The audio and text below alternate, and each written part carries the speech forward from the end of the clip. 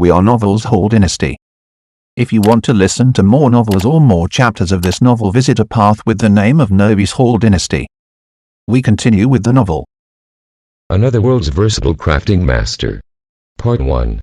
Chapter 1. Prologue. As per usual in the mornings, Lindley logged in on his Smurf 1 account, which was a Medj, the first thing after he went online. Bright Moon City was particularly busy on Sundays. The continuous stream of players was more than double in number when compared to other days. It was overcrowded even in the private warehouse where the fees were more expensive. "Could you please help?" Lindley finally made his way to Sutherland and was about to ask the pretty administrator for help in getting his mail item. But he was pushed away from the bat before he could finish his sentence. "Didn't you see the words outside clearly? This is a private warehouse. What is a low-level player like you doing here?" Those words came from a level 40-something warrior who was followed by a group of 4 or 5 players. He seemed to be the leader of their small team. After the warrior had spoken, the rest of the players expressed their discontent one after another. "Something's wrong with this low-level guy. He's coming here and taking up a space for nothing. Who knows? Maybe he thinks the rich are here and so would like to get some money for a potion to level up. Why not go to the auction house for money? That's where all the rich men are.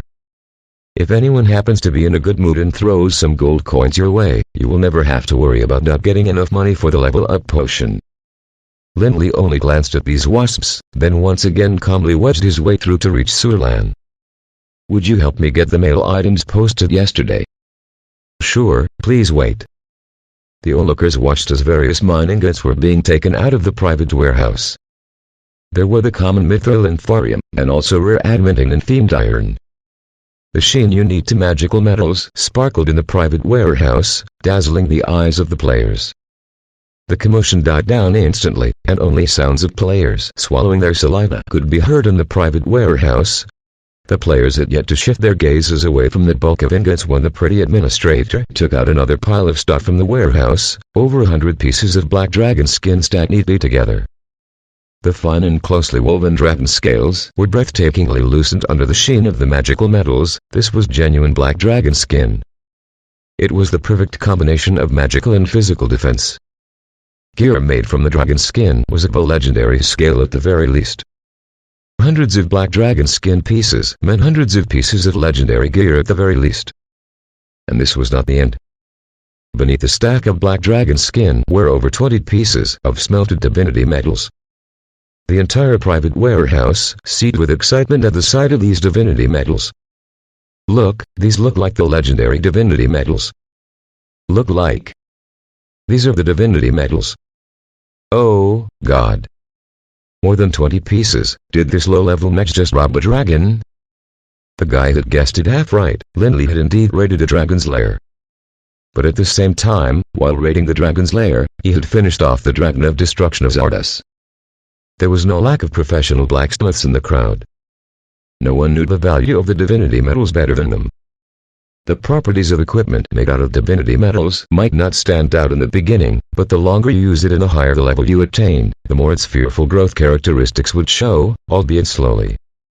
Many professional blacksmiths had predicted on official forums that if a player began using equipment made out of divinity metals at level 1, then when he reached level 70, the equipment could reach an epic level at the minimum even if it might not be an artifact. Was this beast intending to give anyone a way out at all, having over 20 divinity metals out at once? The players could only watch as Lindley swept the 20 pieces of divinity metals into his bag, their expressions ones of those who had witnessed their wives entering a hotel with other guys. But then, Sutherland retrieved a scroll from the warehouse yet again, and all life had escaped from the player's eyes. He was a beast capable of producing 2 pieces of epic equipment at ease, and, in addition, possessed over 100 pieces of dragon skin and over 20 pieces of divinity metals. What else could he not do? However, everyone had to break down the time the scroll was handed over to Lindley. The wishes spell. That is the scroll of wishes. Only players who knew their stuff exclaimed as the scroll was passed. How is that possible? Did you see it correctly? It really is. That is really the scroll of wishes. The private warehouse had just quieted down for a few minutes, but the appearance of the scroll threw the place into a frenzy again. Powerful might be an understatement in this case. Having the Scroll of Wishes meant the player could tell the system Lord one wish. As long as the wish was not against the rules of the game, anything could be granted. The player could wish for an endless pool of wealth or the most powerful equipment. He could also wish for the Lord to kill any legendary creature for him, or even ask for a vast land with rich natural resources to build his own kingdom on. At this time, the looks cast on Lin Li had a certain degree of other meanings to it. But Lin Li heeded them not. He stretched out 2 fingers and lightly picked up the scroll, put it in his bag, and strode out of the private warehouse.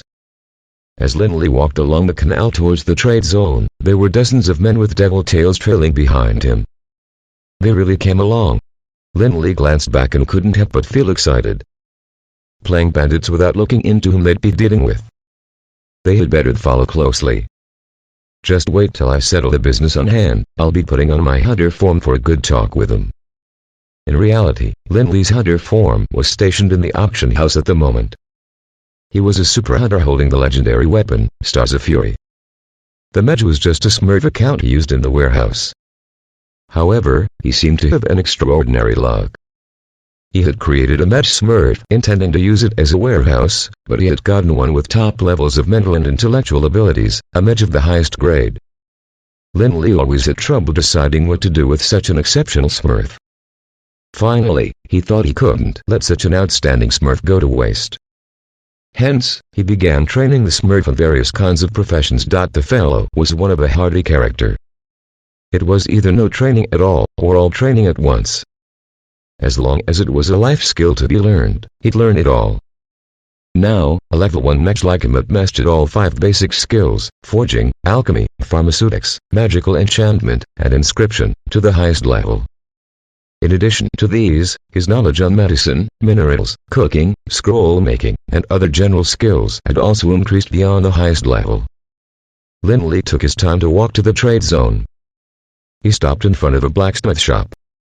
Over 100 pieces of mithril poured noisily into the furnace. Lin Li waited on the side for 2 minutes, then, disregarding whether the mithril was melted, he took one piece out and began hammering once it was on the anvil. The players behind him saw in between fits of sparks mithril valued at over 100 gold coins hammered into a piece of scrap iron in an instant. Top-class blacksmiths used mithril in their forging, hence it was natural to turn mithril into scrap iron. However, it made no difference to Lin Li whether the mithril was hammered into scrap iron. He was neither short on those few hundred gold coins, nor was he short on those few pieces of mithril. In fact, he had his own private mineral veins in places like the Glistening Plains and Thousand Pinnacles, but no one knew about it. What was the big deal about scraping a few pieces of mithril as long as the skill points increased? Lin Li began busying himself again in the midst of those blacksmiths looking as if they were going to cough up blood.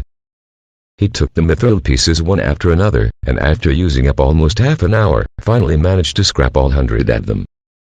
Of course, his forging skills had improved significantly. Right after mithril was thorium, then themed iron, which was followed by adamantine. After the 1,000,000 gold coins worth of minerals was hammered into scraps, the system prompt tone that was ever so pleasant to the ears rang out. Congratulations! You have advanced to become the master of forging. Lin Li massaged his aching shoulder. He took a look back at the stupid onlookers before packing his tools and turning in the direction of the pharmacy. Again, another 1,000,000 gold coins worth of herbs smashed and an advancement to become the master of pharmaceutics.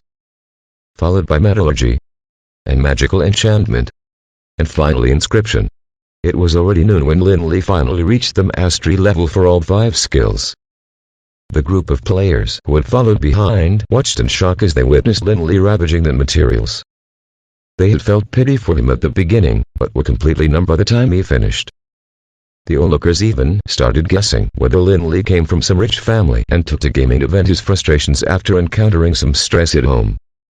Lin Li finally stopped to catch his breath after successfully upgrading his skills to the mastery level. Just when everyone thought he'd finally call it a day, he took out the Scroll of Wishes from his bag. What is he trying to do?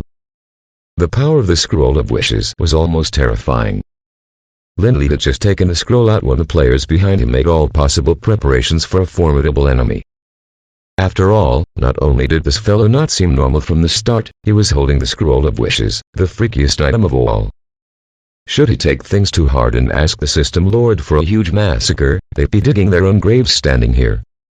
You think too highly of yourselves? Lindley glanced at the players, who looked as if they met their mortal enemy. Did he have nothing else to do other than using the Scroll of Wishes on them? Couldn't they be more self-aware and decide if they were worth the price? As the Scroll of Wishes gently unfolded, a rainbow appeared suddenly on the skies of Bright Moon City. As the colorful rays shone down lightly, the whole city seemed to be enshrouded in a dream. A majestic voice rang through the solemn and divine choir, a voice that appeared to come from afar yet nearby at the same time. "What is your wish?" Lindley gazed at the rainbow. He hesitated slightly before taking a deep breath, then said, "My wish is to increase the levels of all my life skills." The instant the wish was made, the rainbow transformed into numerous beams, descending gradually from the sky like a seven-colored ribbon, wrapping Lindley up. Lindley could vividly feel that with every breath he took, it was as if there were countless beams infused into his body. As the last beam was absorbed, limitless knowledge gushed from his brain. Forging, alchemy, pharmaceutics, magical enchantment, and inscription, and even general knowledge in medicinal, mineral, and other categories. These seemed to be with him from birth, integrated with the existing memories he had, and he had them at his fingertips. Lindley checked his skill form. 4 of the main skills had indeed reached the level of a guru, and most of the general skills were also beyond the level of a master. Thinking back to the years since the opening of the Endless World, there had never been a guru well versed in all 5 series. Even a master in one was hard to find. Life skills were incomparable to individual levels. As long as you put enough time into gaining individual levels by defeating monsters and completing missions constantly, you could accumulate enough experience points to level up. However, once you had reached the highest level for a life skill, it would be extremely difficult to make any progress. Only powerful characters like Lindley would think of smashing top-grade materials to earn skill points. Thinking back, he had spent almost 5 million gold coins on these 5 basic skills. Other than Lindley, who had just raided a dragon's lair, who else could afford it? The mastery level was more like a division. When one had reached the mastery level, it was not a matter of money anymore. Perhaps there wouldn't be the slightest increase in your skills even if you had succeeded in forging 10,000 times, but a failure in forging might allow you to obtain a huge improvement in skills. No one would dare say there would be a day where he could reach the level of a guru, even when there was only a small gap to overcome to achieve it. Of course, the difference between a guru and a master was a vast chasm. The mastery level would only allow you to create legendary items, and there might only be one success in 1,000 tries.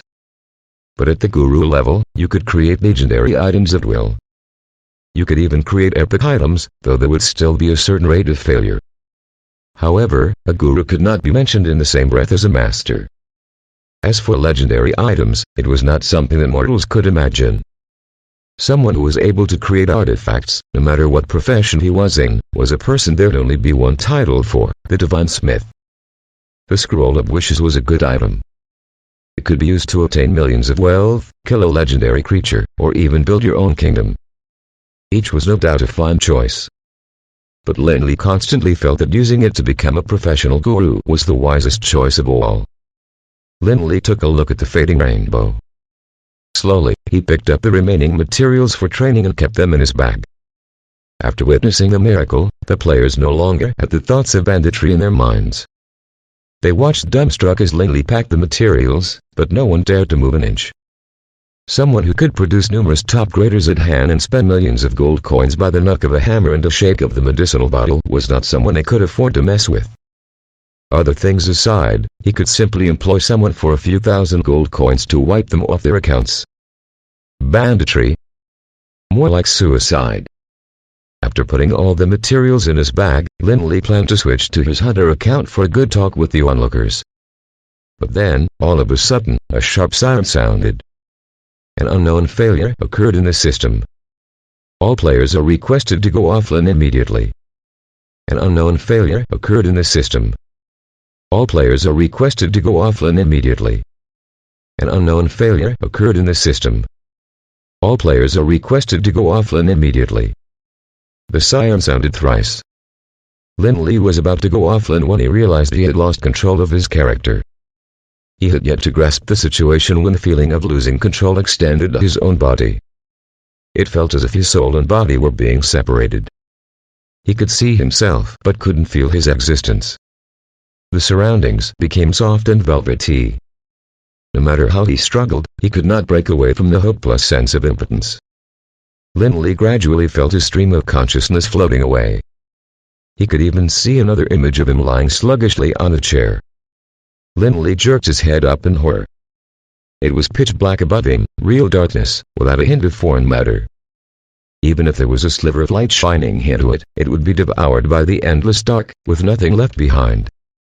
Which despicable fellow hid a black hole in my house? The question popped up in Lindley's head before the last bit of his consciousness faded into the darkness. Chapter 2. The pharmaceutics rookie. Lindley woke up in a log cabin.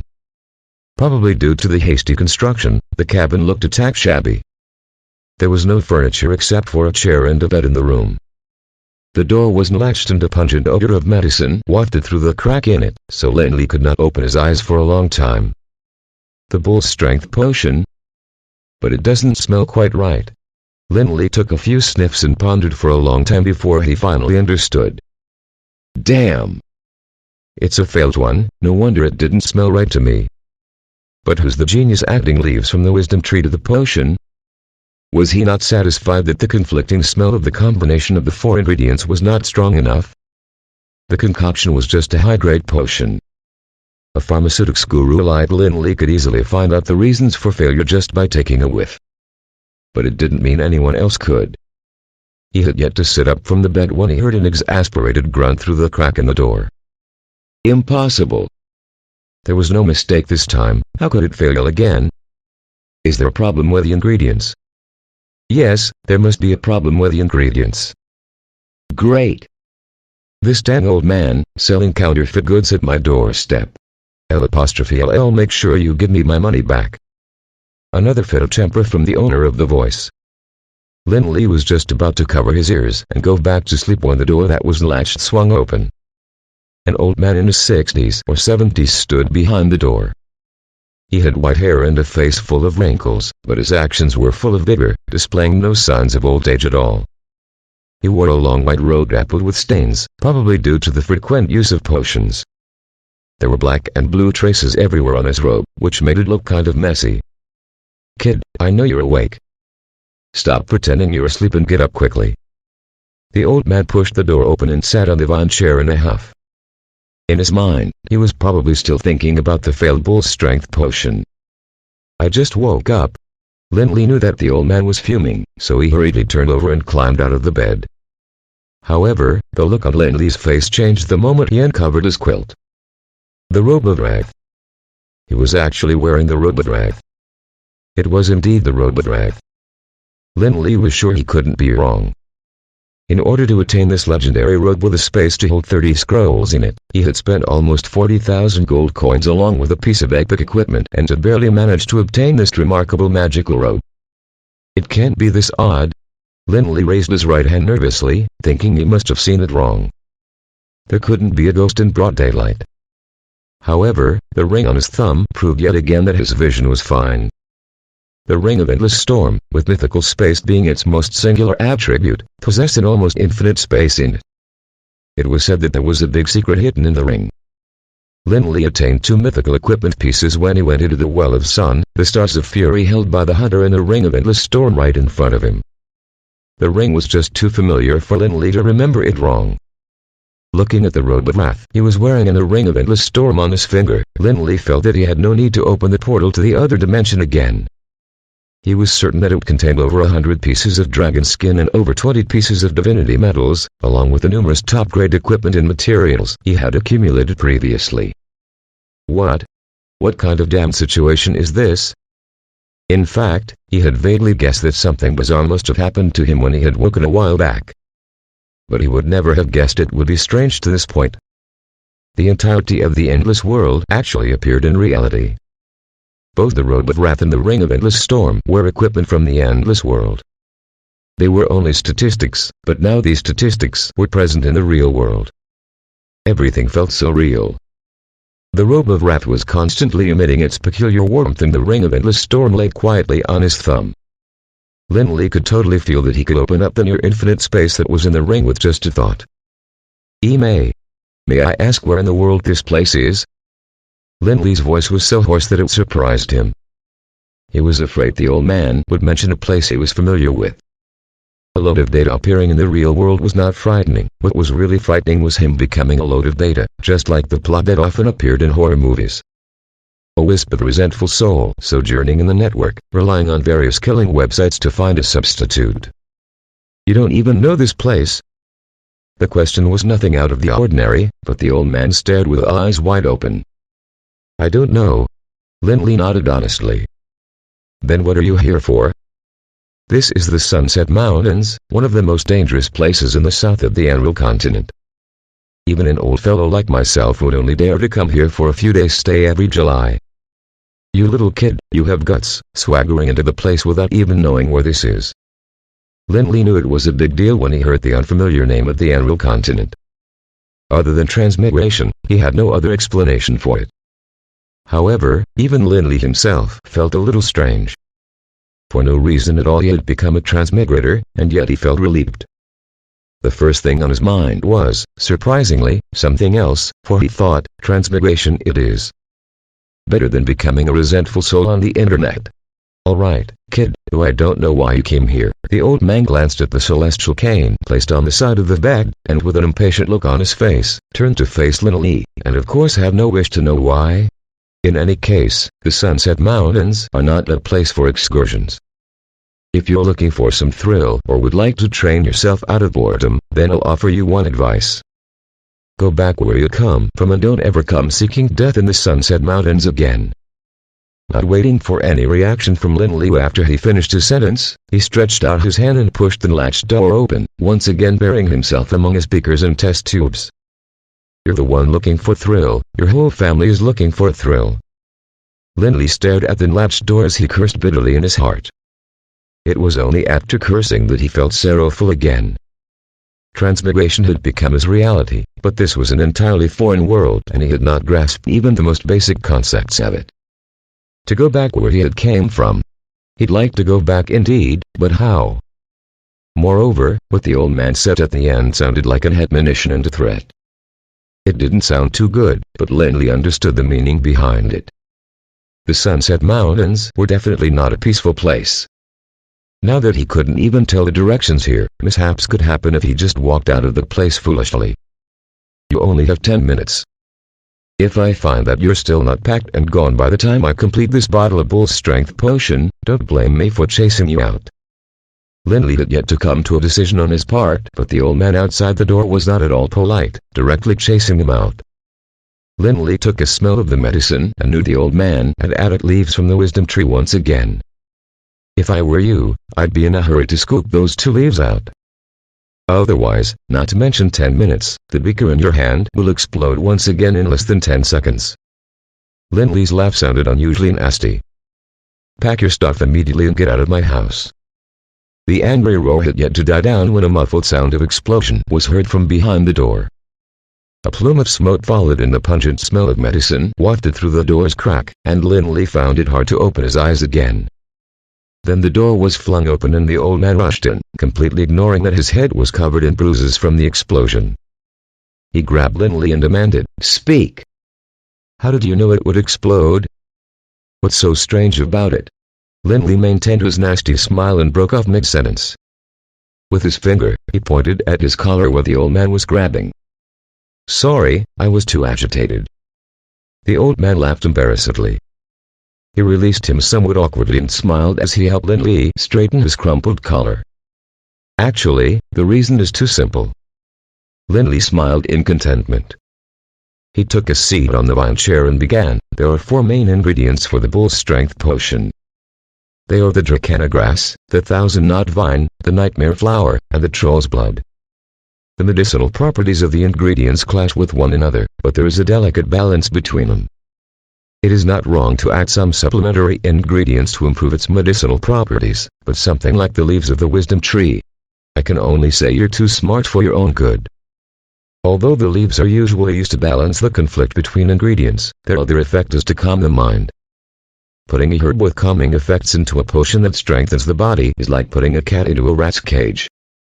So this is it, I've thought.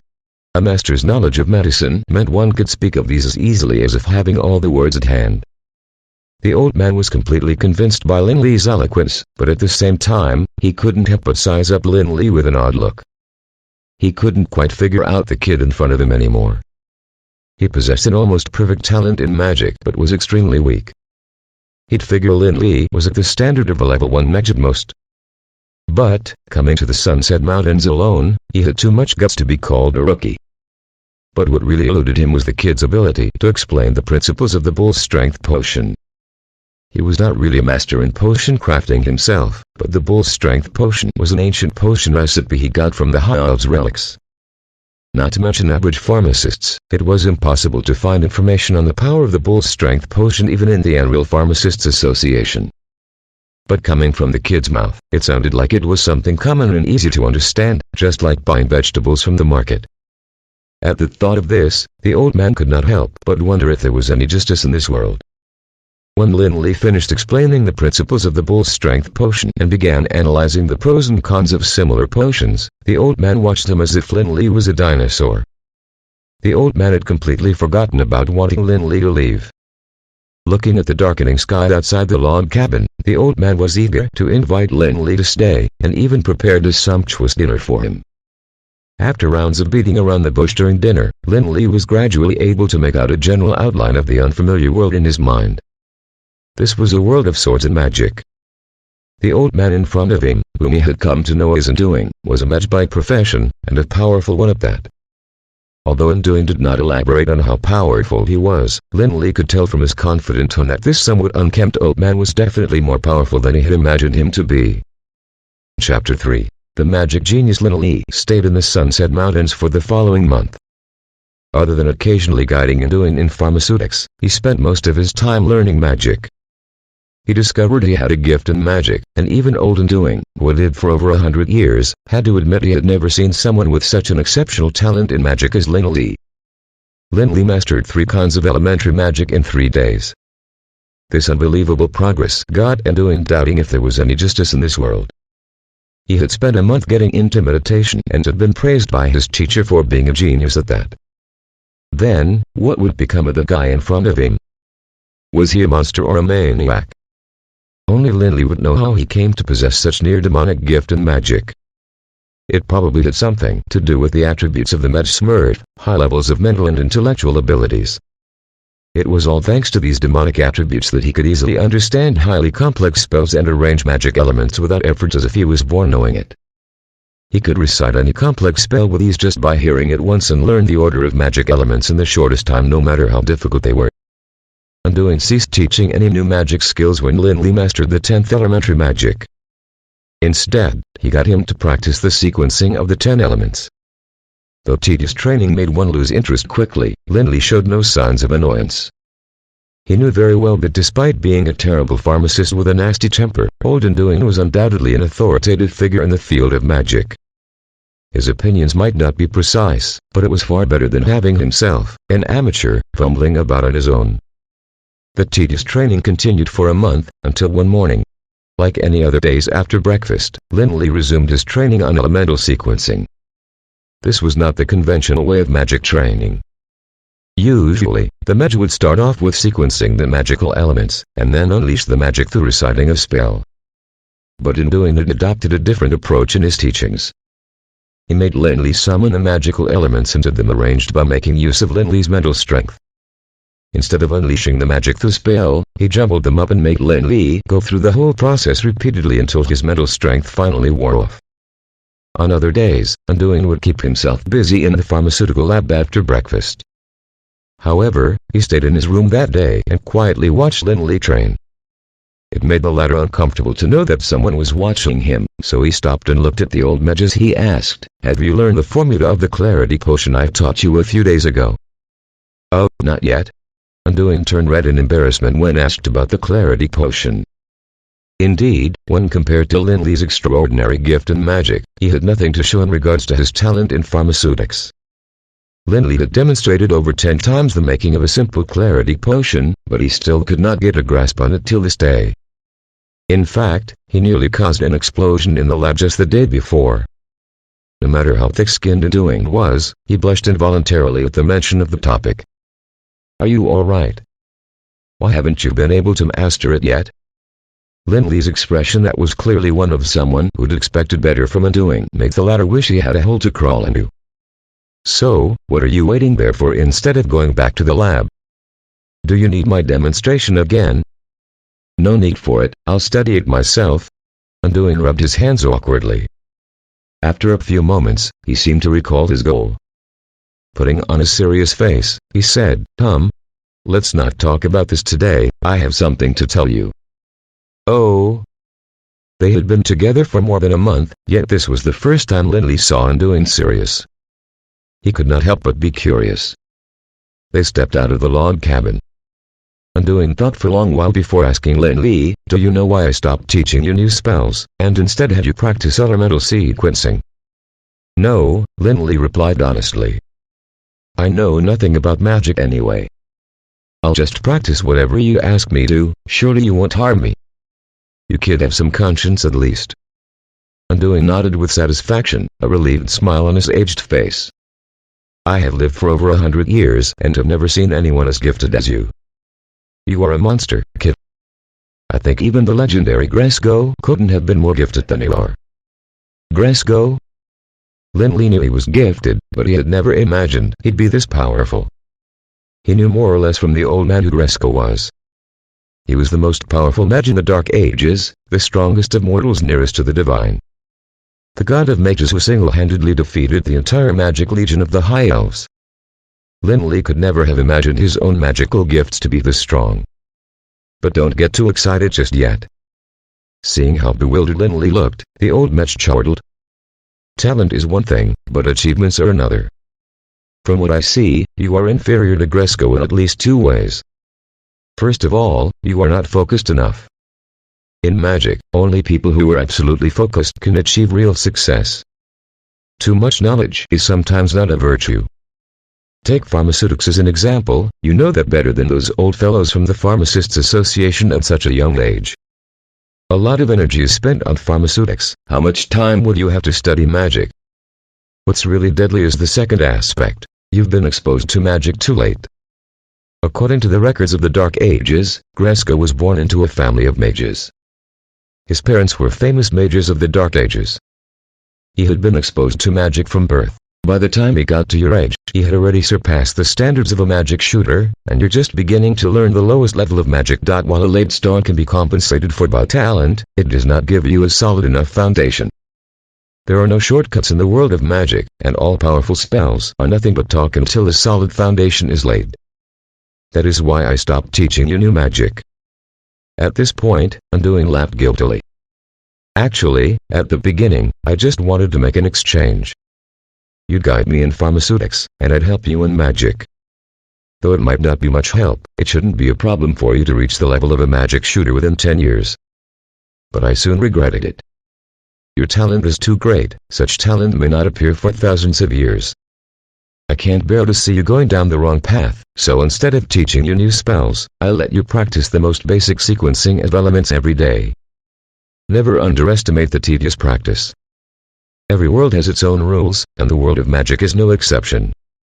After more than a month in this unfamiliar world, Lindley felt warmth for the first time. He bowed to Undoing respectfully and said, "Thank you." Chapter 4. Ghost Skiing. After the long talk with Lindley, Undoing seemed to have forgotten about the matter. As usual, he spent his time in the potion lab, making Lindley's blood run cold with the things he did from time to time. Lindley had been wondering whether the stubborn old man would be blown up one day. But for the time being, his body was still intact despite being subjected to various accidents every day. It was not until the 7th day after the long talk that the stubborn old man, who was still in one piece, called Lindley out of the log cabin. "How about helping me?" For reasons unknown, Lindley constantly felt that the smile on the old man's face was somewhat sinister.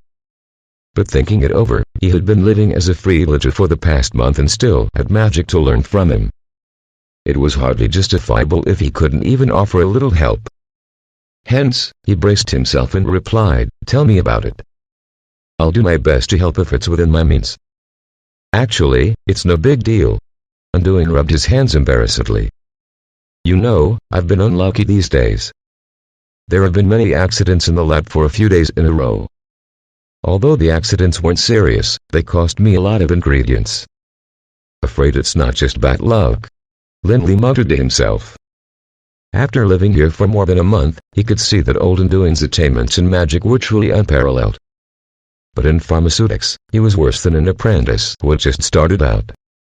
An apprentice would at least learn how to do it gradually, but Anduin completely ignored the proper steps and chose to take up challenging tasks from the beginning.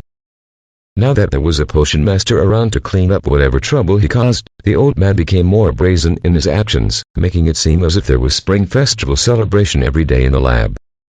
If there were no explosions someday, it would be because the old man had taken the wrong medicine. But, fortunately, I did an inventory count this morning. Most of the ingredients are no problem, only the wild steel Balim stock suffered the biggest losses. Only a large number of wild steel Balim was lost. That was indeed a stroke of good luck in the midst of bad. Compared to the leaves of the wisdom tree, wild steel Balim was much more common. The only condition for its growth was shade. The darker and damper the place was, the more it thrived. Such environment could be found anywhere. There were countless such places just in the Sunset Mountains alone. So, you want me to? Lindley had guessed what Anduin was about to say. Thinking it was not a big deal picking wild steel Balim for him, and that there was nothing else he could do but practice elemental sequencing anyway, Lindley answered coolly, no problem. If you can't excuse yourself for the moment, it'll be the same if I go and pick some for you. Thank God. Old Anduin heaved a sigh of relief and explained rather embarrassedly, I am waiting for some very important news these days. It's really hard to find time to go. It's great that you're willing to help. After inquiring about the location where the wild steel Balim grew, Lindley went out without much delay. It was the first time he wandered far from Anduin's cabin since having transmigrated here. Walking in the dark forest, Lindley felt complicated emotions. He was split between curiosity and nervousness. Being both curious and nervous, Lindley naturally could not have noticed that Anduin had recited a spell the moment the former stepped out of the cabin. Following the completion of the spell, a figure of Lindley began to emerge on the crystal ball in front of him. According to Anduin, not far away, only a few minutes of walk from the log cabin, was a spot where the wild steel Balim grew.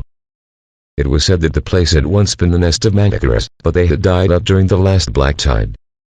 No one knew which demons had killed them, and even Anduin could only guess based on the traces in the surroundings. According to him, they had probably encountered their nemesis, the Black Dragon, during the black tide. Lindley stood outside the nest. It had only been a year, but the nest was completely deserted. There were weeds all around and a bed of wildflowers bloomed in brilliance at the entrance of the cave. Lindley could only feel a rush of cold, damp air on his face as he approached the overgrown cave. As soon as Lindley came near, he knew he had not found the wrong place. The cave was dark and damp, the perfect place for wild steel Balim to grow. As in most places where the wild steel Balim grew, the cave entrance was dark and damp, and the surrounding stone wall so slippery it almost felt like touching a giant python. There was no light in the darkness ahead. Lindley had no choice but to light a torch and explore the depths of the cave with it as his only source of light. In fact, Lindley saw a sea of wild steel Balim not long after entering the cave. But he did not pick any, and instead continued to explore with a torch in his hand. It was because he remembered that there was another herd which had the same habitual nature as the wild steel Balim, the ghost skink. It preferred dark and damp environment, and mostly grew in caves. However, the ghost skinks were buried deeper and hidden better than the wild steel Balim. Lindley's experience told him that the ghost skins were more likely to be found where the wild steel Balim flourished best. He wanted to find out whether his past experiences could be applied to this world. So, he didn't even look back.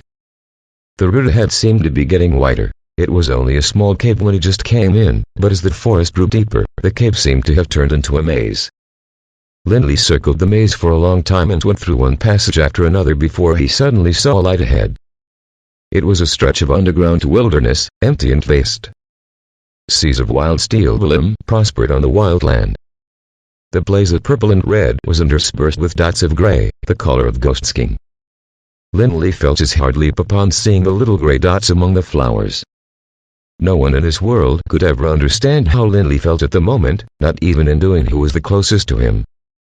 His experience in the endless world could be adapted to the world of unreal. What did this imply? This implied that in the world of unreal, Lin-Li was also a master of all professions.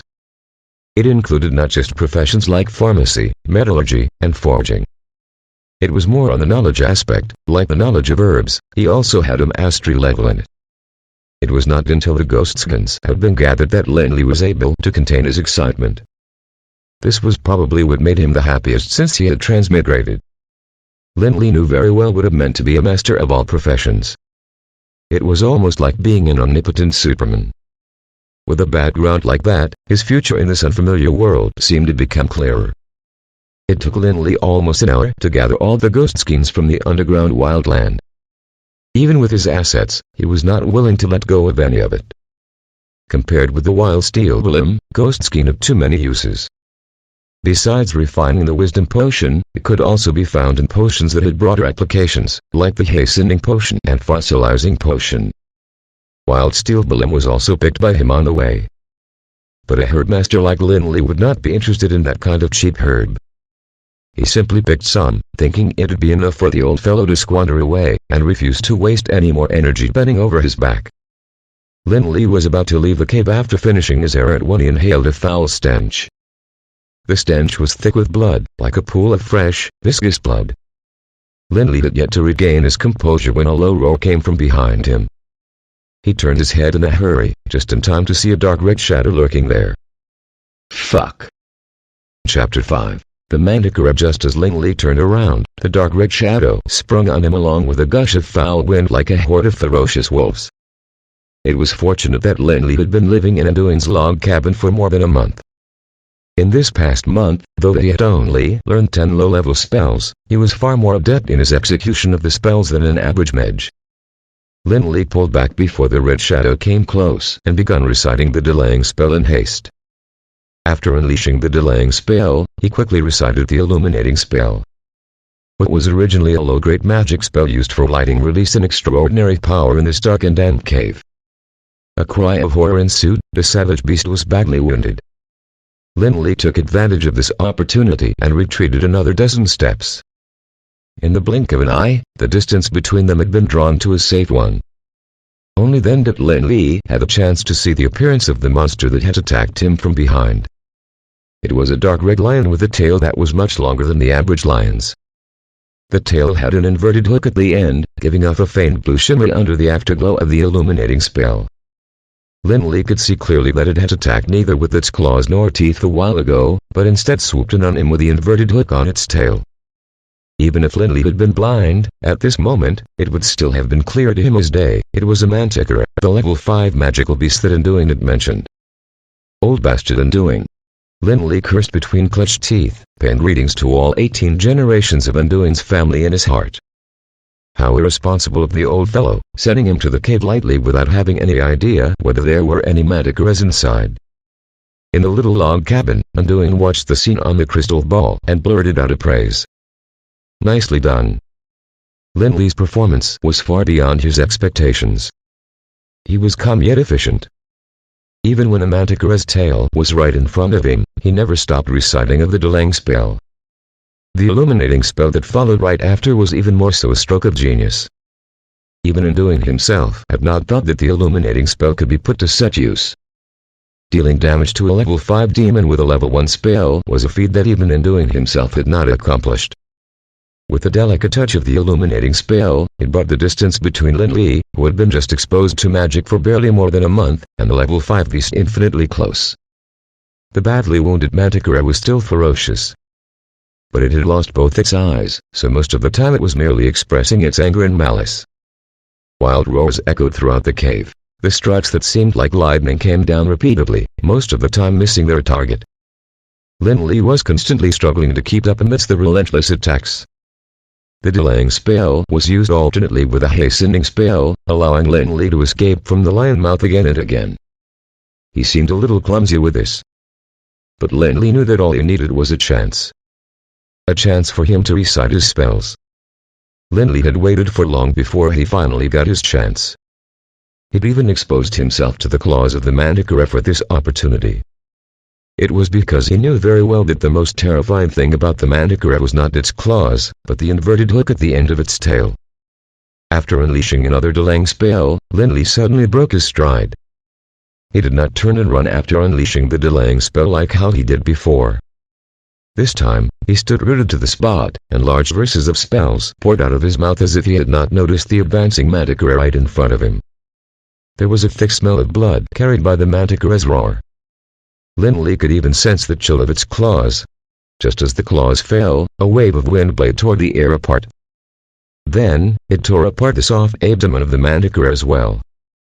The cries of the manticore were filled with despair. The sharp claws were so close, so very close to tearing the body of the human in front of it apart. But it was this small distance that became a gap never to be crossed. At that moment, Lindley had not forgotten to shoot an icicle to clog the wound of the manticore, preventing the gushing blood from spilling over Lindley's body. The action fell into the eyes of Undoing, who deemed it a waste of power. He stomped his feet in anger and shouted, "Wastrel!" In the eyes of the old mage, magical power would always be the most precious of things. Even the smallest amount of power could make you unleash the last spell, enough to save your life.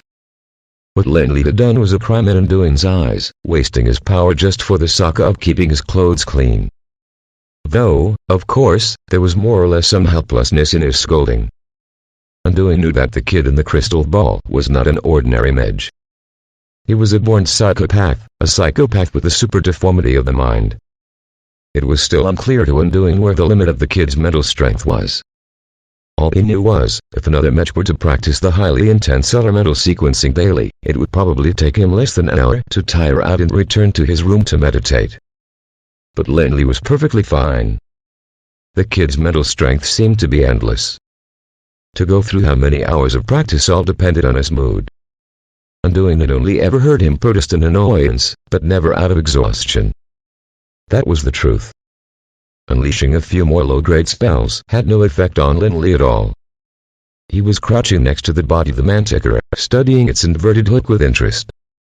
The inverted hook was still shimmering with blue light, and a rush of sweet stench jolted his brain as he went closer. This was a sign of lethal poison.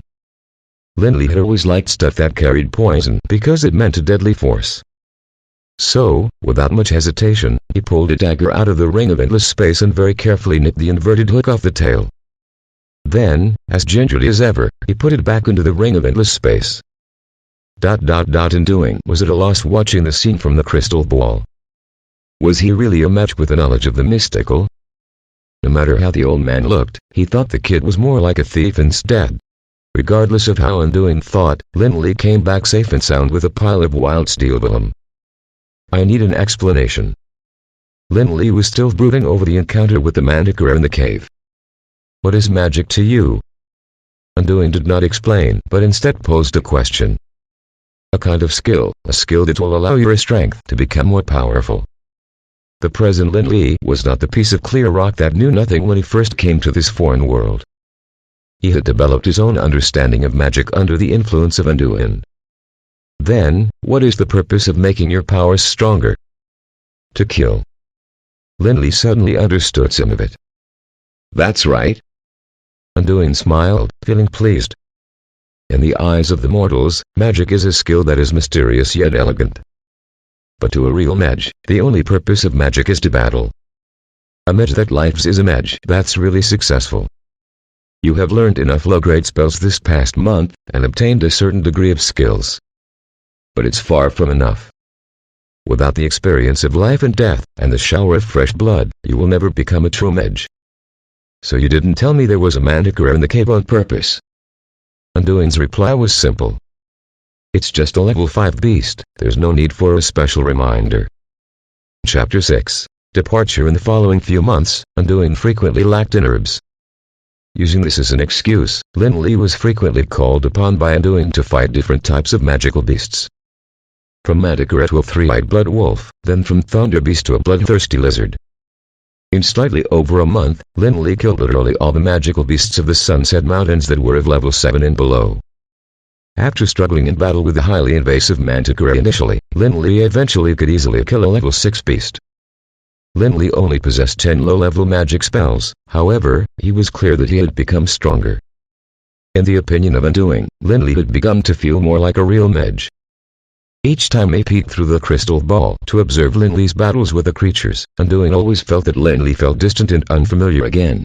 From the beginning, Undoing believed that inexperience could be overcome, just like an inexperienced archer hiding in the distance becoming an experienced mage using magic to control the situation to make the enemies die in despair and helplessness. This transformation took only a month for Lindley.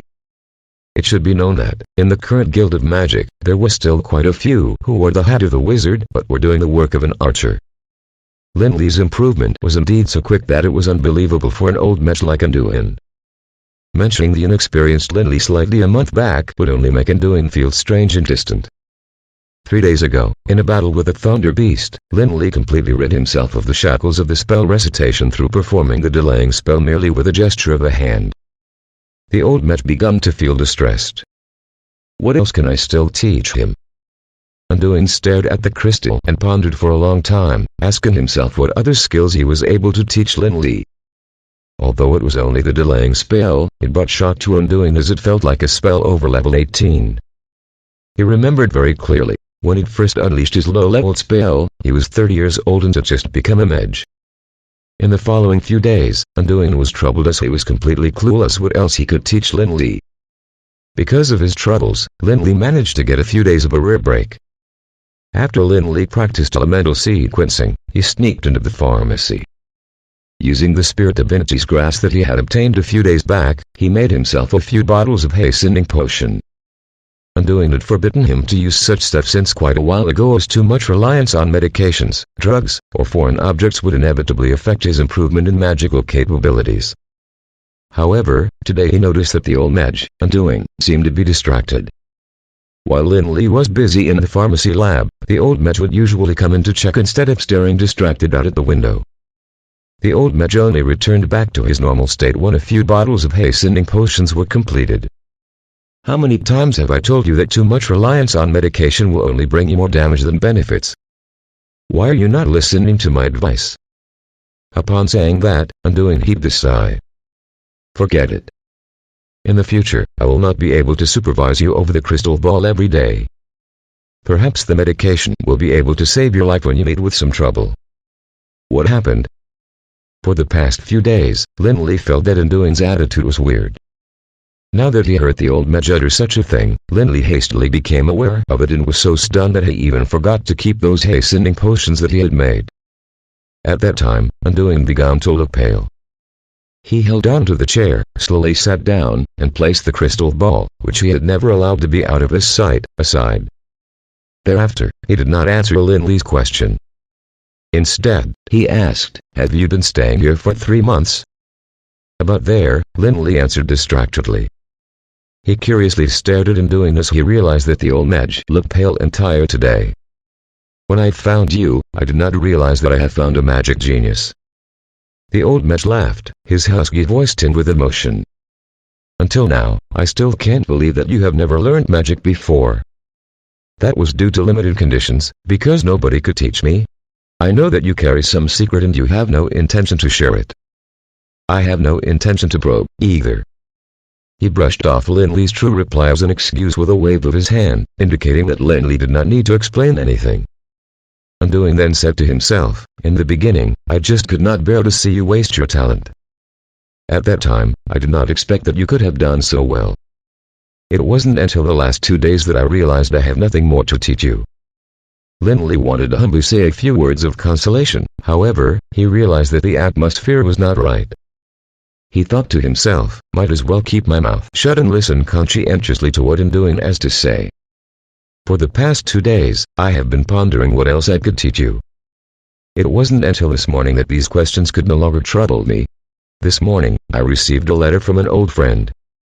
In his letter, he stated that there is a very important thing that he requires my help in. So you are ready to chase me off?" Basically, that is the case. After finishing what he had to say, Undoing pulled out a thick envelope from his mage robe. "In any case, by continuing to stay in the Sunset Mountains, you will not be able to learn anything useful anymore. Why don't you let me recommend you to another place? There, you can choose to continue to learn something more or do the things you have always wanted to do." "What place is it?" Take this letter to the Jarrus City's Guild of Magic and look for someone by the name of Jirian. He will help you to arrange everything. Undoing handed the thick envelope to Lin Li. By the way, there seems to be some problem with your identity. It won't matter, because if you don't wish to use your original identity, you can use the one I have prepared for you. The information is in the envelope. You just have to take some time to memorize it. Thank you. After listening to the old mage's gentle and thoughtful exhortation, Lin Li suddenly felt that his eyes were moist. In order to lighten the atmosphere, he gave a reluctant smile and asked casually, "When are you planning to leave?" About half an hour later. The old mage laughed and gave Lin Li a pat on his shoulder. "It wouldn't matter as this will not delay me too much. I guess I will probably be able to head to Jarrus City after a week or two. When that happens, I will bring you to my private pharmacy. I had hidden a purple set of crystal beakers. It's a treasure that I have gotten at a great value." Subsequently, Lin Li could no longer remember what Undoing had said. It was only when Undoing's back disappeared into the distance that Lin Li suddenly recalled an important matter. Chapter 7. Wyvern. With Undoing's long-winded instructions still ringing in his ears, Lin Li had to feel his way through the dense forest alone. As he fumbled along the way, he whined, "Did the old man make a mistake? He knew how to prepare a new identity for me but forgot to prepare a map." Undoing was probably the only person in this world who understood Lin Li best. He knew there was a problem with Lin Li's identity, so he had prepared a new one for him. But perhaps he would never have thought that it had not been just a problem of troublesome identity for this fellow. In fact, he had none at all. The Sunset Mountains stretched for thousands of miles. How could Lin Li, who had come from another world, find his way out? Undoing was not to be blamed for his negligence. Who would have expected that a magic genius skilled in pharmaceutics could have such a weak sense of direction? Barely a day after Undoing had left, Lin Li packed up all his stuff. However, it had been 10 days and he had yet to figure out the bearings in the Sunset Mountains. The woods were dark and gloomy, and the ground was covered with decaying leaves. His feet sank with every step he took, as if he was walking on mud. The rancid smell was so disgusting that Lin Li had trouble keeping his eyes open. Specks of faint green light flicked in the dark, while the incessant howls from the wolves struck fear into Lin Li's heart. Lin Li had been walking around in this forest for 3 days. Ever since he stepped into this forest, Lin Li's spirits were permanently dampened. This cursed forest was like a huge labyrinth. Regardless of where he had started out from and how hard he had fumbled to find his way out, each time he felt exhausted and sat down to rest, he'd find that trees in front of him ever so familiar. It continued until this morning, when Lin Li finally heard some voices. Lin Li had just passed through the dense woods when, all of a sudden, he saw the leaves billow in the bushes ahead. 3 figures were hurtling through the sea of leaves. Damn! Damn! Living humans. He had always bragged about what a refined person he was, but he blurted out 2 gems within moments. He was just too excited that he actually saw 3 living humans. Although these 3 living humans might soon become dead, at least they were alive at the moment. The leaves of the bushes ahead stirred. 3 wounded people could be seen fleeing from the forest. Among them, a middle-aged man seemed to have been seriously injured. A long wound extended from his chest to his waist. Warm blood gushed out from the fresh wound, leaving a long blood trail on the ground covered with decaying leaves. A young man and a woman held onto the middle-aged man as they fled. The young man was wearing a mage robe made with fine craftsmanship. He seemed to be a mage with a good family background. In particular, the staff he held in his hand was a rather decent one even in Lin Li's eyes.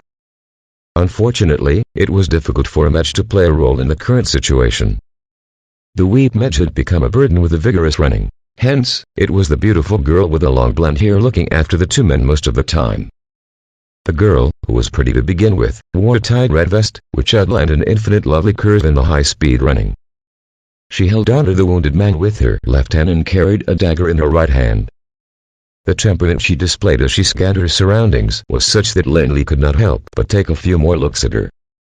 What was chasing them was a raging wyvern. Its rage originated from the gash on its abdomen. It was a long and deep wound, apparently left by a sharp weapon. Exciting. Lin Li stared at the wyvern fervently as it appeared. Undoing had introduced all kinds of magical beasts living in the Sunset Mountains back when he was living in his log cabin. At the mention of the wyvern, undoing it added gleefully, "The wyvern's blood makes a good rampage potion." Of course, only Undoing would dare to say such things. For an ordinary adventurer, a level 7 magical beast would definitely have the power to turn 3 living people into dead men in a flash.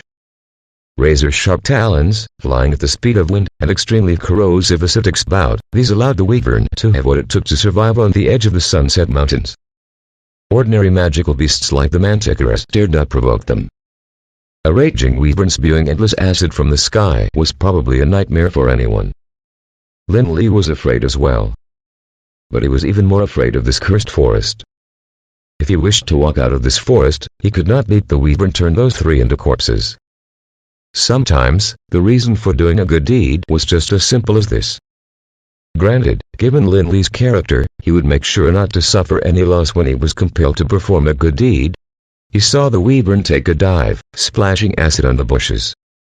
In an instant, a plume of green smoke emerged, and a burst of fizzing sounds followed. Before the green smoke could disperse, the side of lush green trees was transformed into one of fallen branches and yellow leaves. The trio who were trying hard to escape were spared from the acid, but they had to stop in their tracks briefly to avoid it. Normally, it might not have been a problem, but at present, they happened to be under the wyvern.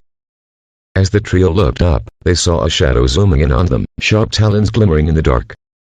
At the same time, Lindley had finished the recitation of the ice armor spell.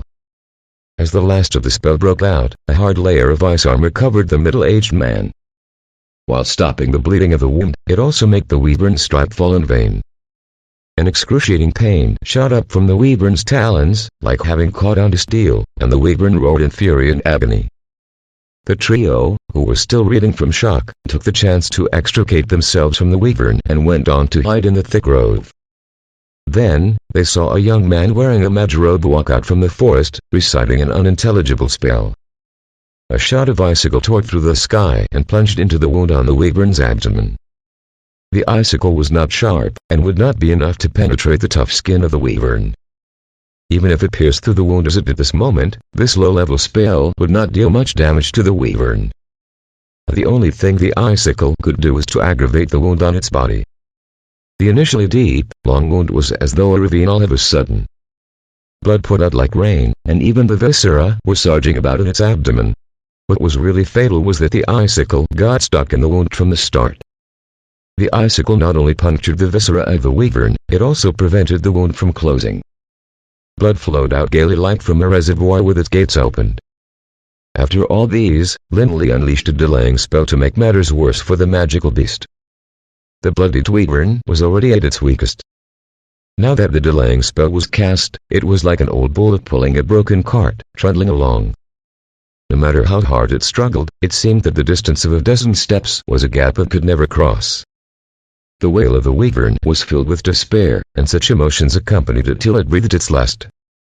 Oh no! After confirming the level 7 magical beast was dead, Lindley was suddenly reminded of something. What a waste.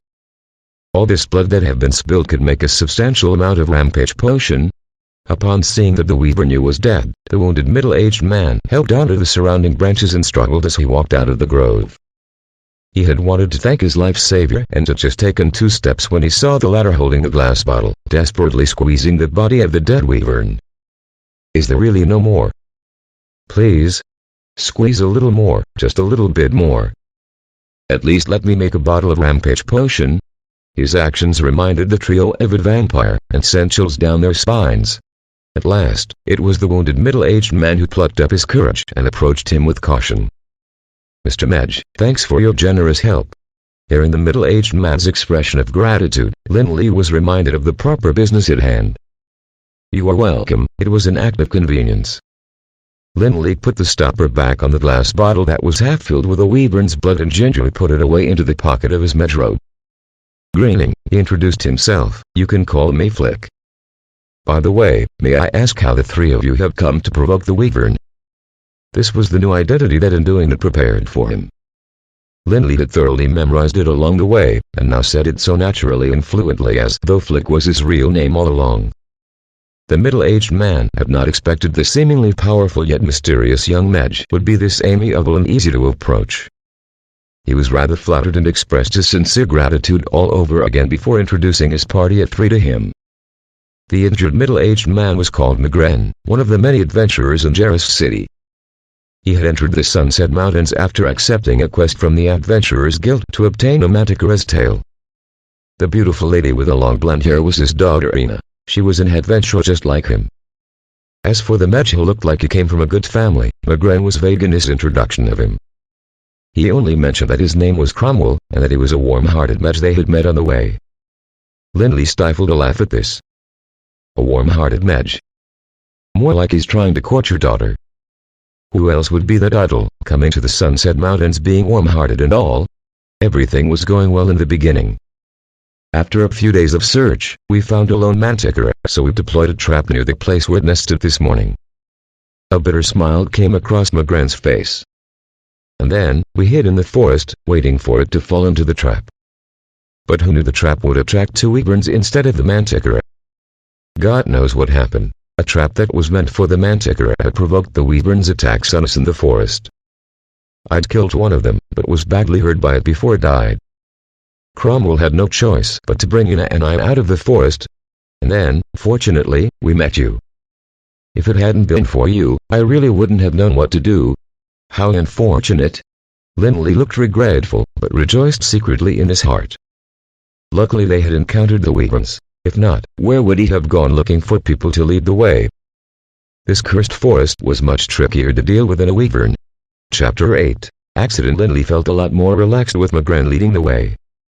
After all, the latter was a veteran adventurer with nearly 30 years of hunting experience. To quote Magren, in this 30 years, he had spent more time in the Sunset Mountains than in his own home.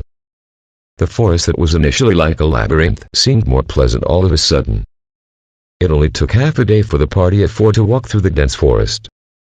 The trees ahead were gradually thinning, and the woods were no longer dark. Warm sun rays fell through the gaps in the trees and landed on their bodies. Warming up with the sun rays was Lindley's mood. He was finally able to leave the cursed Sunset Mountains. After studying the map, Magren told Lindley it would probably take another day to get out of the Sunset Mountains. Then what about tonight? Lindley was somewhat worried. The Sunset Mountains were a dangerous place, and they could encounter ferocious magical beasts anytime, especially during the night, as many magical beasts that were rarely seen in the day would leave their nests then, lurking in between the ravines and waiting to pounce on the sleeping prey. Every night spent out in the open in the Sunset Mountains was equal to putting life in danger. Not a big problem. Magren looked calm. I know of a safe place. We just need to speed up. We should be able to reach it before dark. That would be great. Lindley nodded and said nothing more. Mr. Flick, can I ask you a question? Just as he was about to push on with the journey, the beauty with the long blonde hair hurried up to him from behind. The blonde beauty was still wearing the red vest. It revealed a gorgeous curve with her tall figure and slender legs that was further outlined by the vest. Perhaps it was due to the rush of the journey, but a tinge of red glow appeared on her fair face. Her long blonde hair hung straight and dazzled in the sun.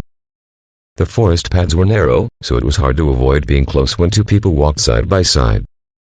Breathing in the faint scent coming from Ina's body, Lindley suddenly felt his head hurting.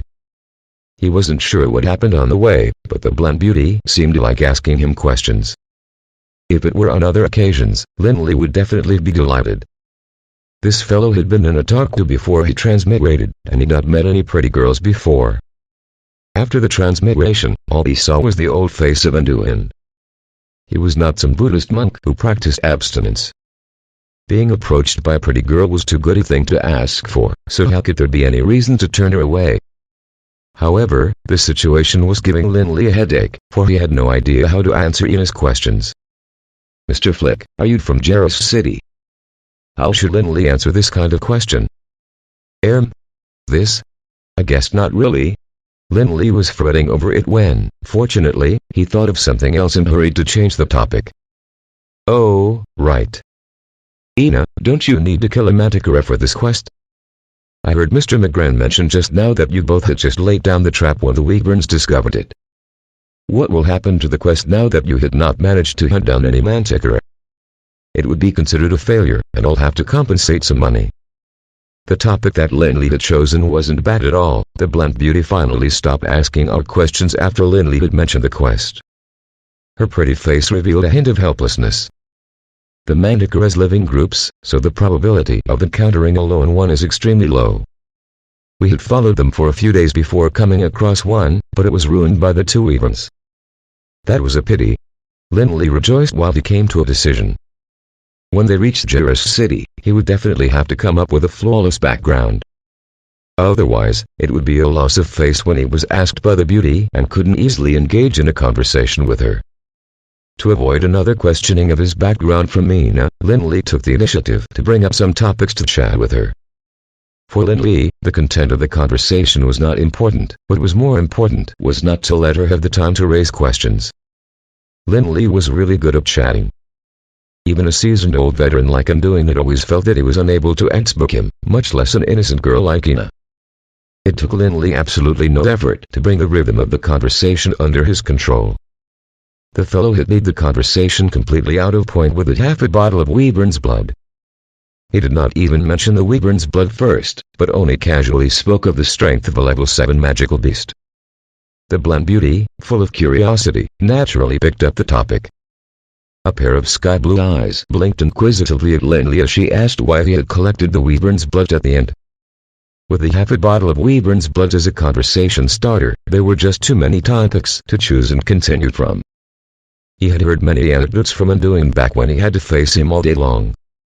Now it was easy using them to lead young girls on. In addition, Linley was also eloquent, and he told the stories with fine sense of humor. Occasionally, when it came to professional knowledge, he appeared profound and authoritative. Even Undoing had little to say in front of him, let alone Ina, an adventurer who only knew how to fight magical beasts.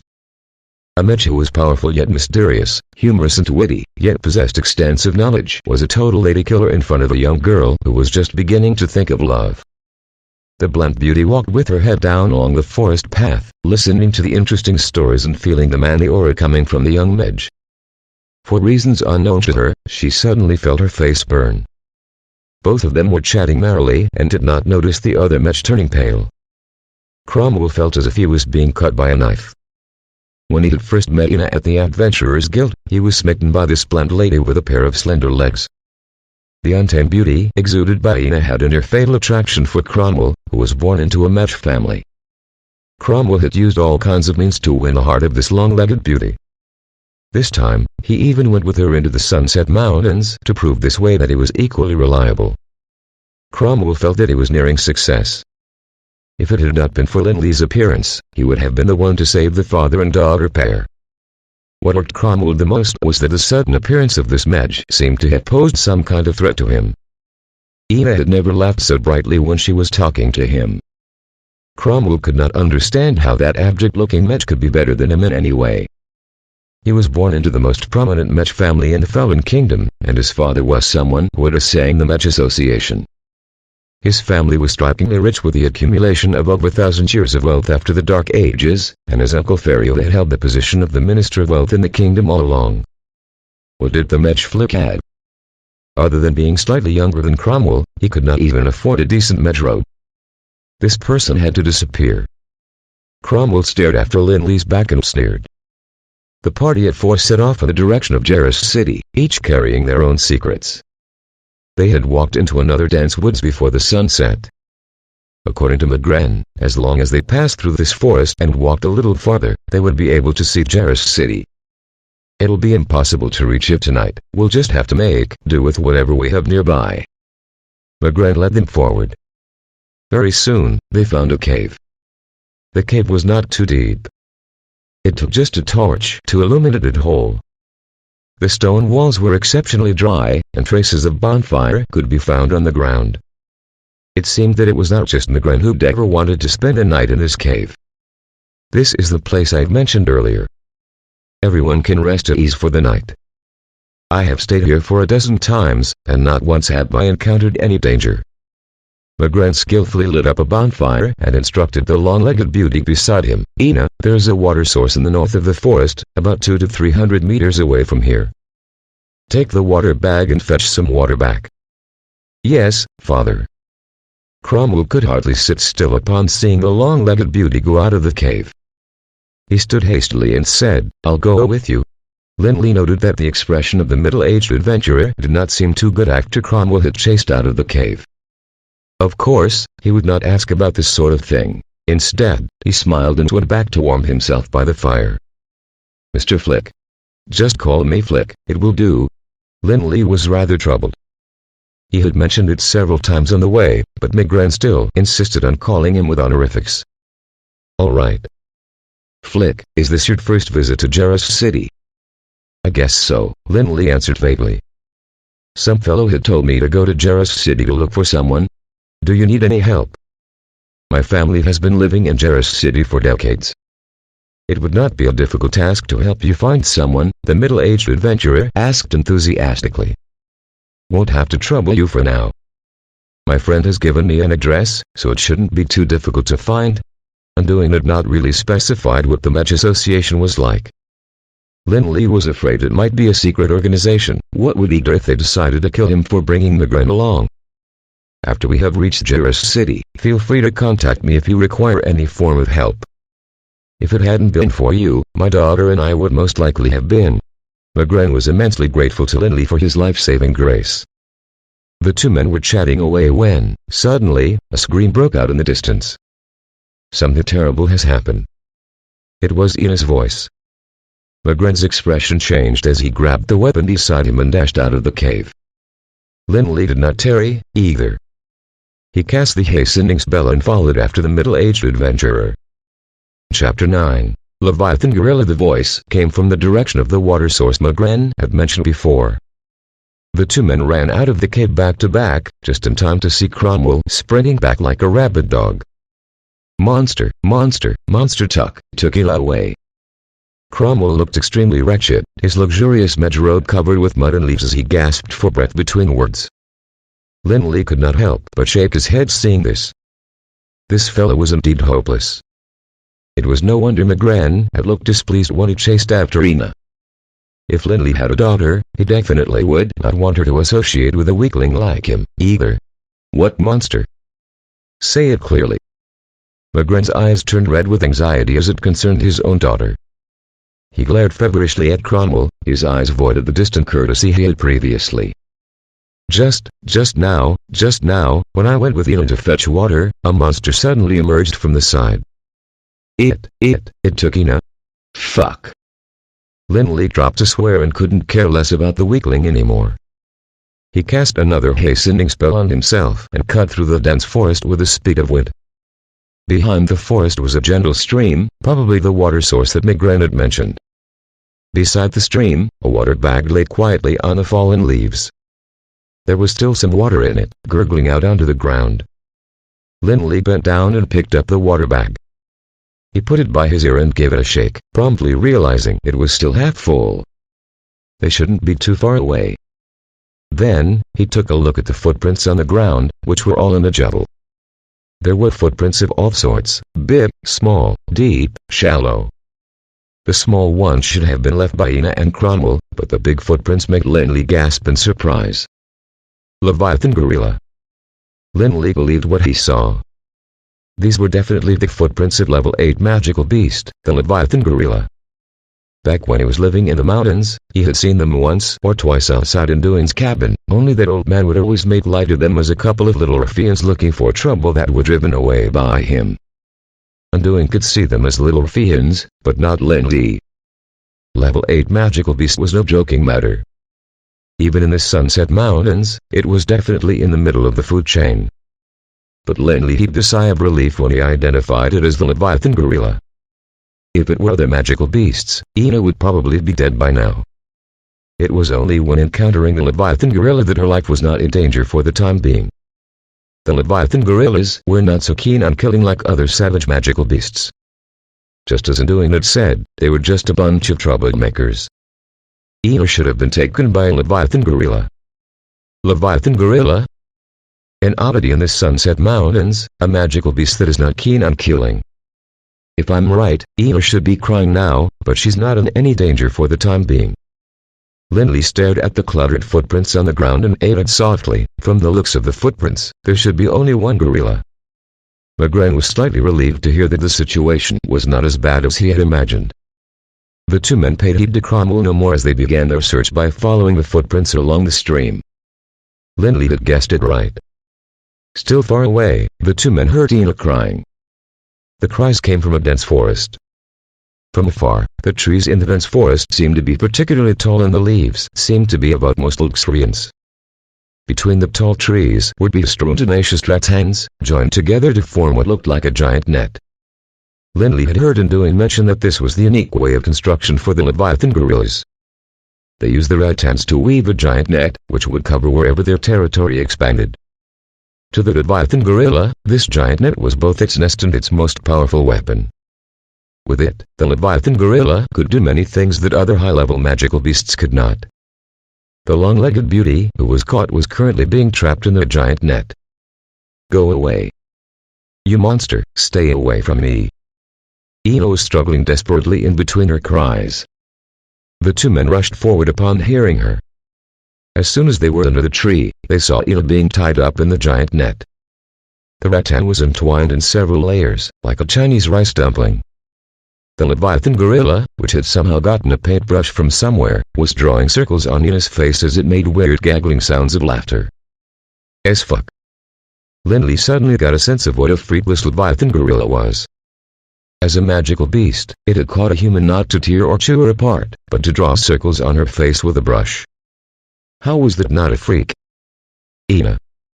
They were father and daughter after all. McGren was as anxious as ever watching Ina wailing from under the tree. He was so anxious he had forgotten there was a level 8 magical beast on the tree. "Father, be careful." The long-legged beauty's shout had yet to settle when Lindley heard a deafening sound followed by a muffled thud. McGren, who was just calling out his daughter's name, was knocked unconscious by a coconut that fell from the sky before he could avoid it. Ka-ka-ka-ka. The Leviathan gorilla was greatly excited seeing the coconut fall onto the human. It cackled as it hopped around, and it even wiggled its bottom at the two men. With McGren's experience as a lesson, Lindley hurried to hide behind a tree in case the drunk gorilla made another sneak attack with the coconut again. Just as he was about to lean behind the tree, he suddenly felt himself being lifted off the ground. The next moment, his whole body was upside down. Damn! Lindley had not expected there to be a hidden rattan underneath the tree where he was hiding. One end of the rattan was tied into a slipknot, while the other was in the hands of the Leviathan gorilla. It only took the dark gorilla one pull and Lindley was caught. But Lindley reacted fast as well. He was ascending in the air at full speed, yet he was exceptionally calm. There wasn't any recitation of spell, with only a peculiar hand gesture. The sound of a wind blade piercing the air was heard. He had managed to cut off the insidious rattan with a wind blade spell.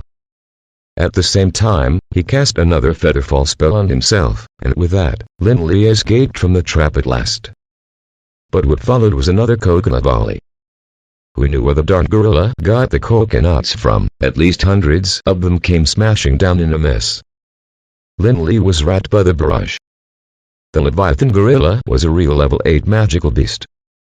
A smash with a coconut thrown from its hand had knocked out even a warrior like McGren, not to mention Lindley, who was in no sense strong. Lindley felt as if he was being shot by a cannonball every time a coconut landed on his body. It was just too rough. The coconuts smashed down one after another, such that Lindley could not even hold his head up. There were some opportunities in between for Lindley to fight back, be it that 2 shots of wind blade or a few shots of icicles. But all these spells had mostly landed on the tough rattan. The Leviathan gorilla controlled the giant net like it was a flexible arm. Most of the spells were actually blocked in the midst of twists and turns. Even if there were 1 or 2 spells that had gotten through the giant web and hit the Leviathan gorilla, it was difficult to do any real damage to it.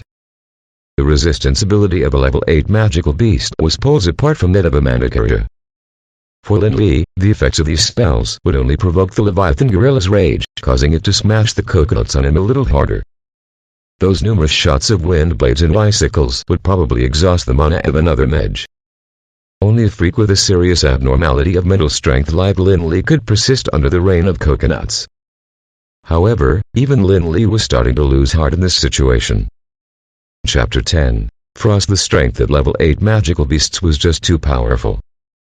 It was luck that they had encountered the Leviathan gorilla, an oddity. If it had been other brutal and savage level 8 magical beasts, he would probably have been torn to pieces by now. By the time Lin Li had recovered his breath from the shower of coconuts, he was already covered in patches of black and blue, like a person applying various dye stuff on the body as a part of performance art.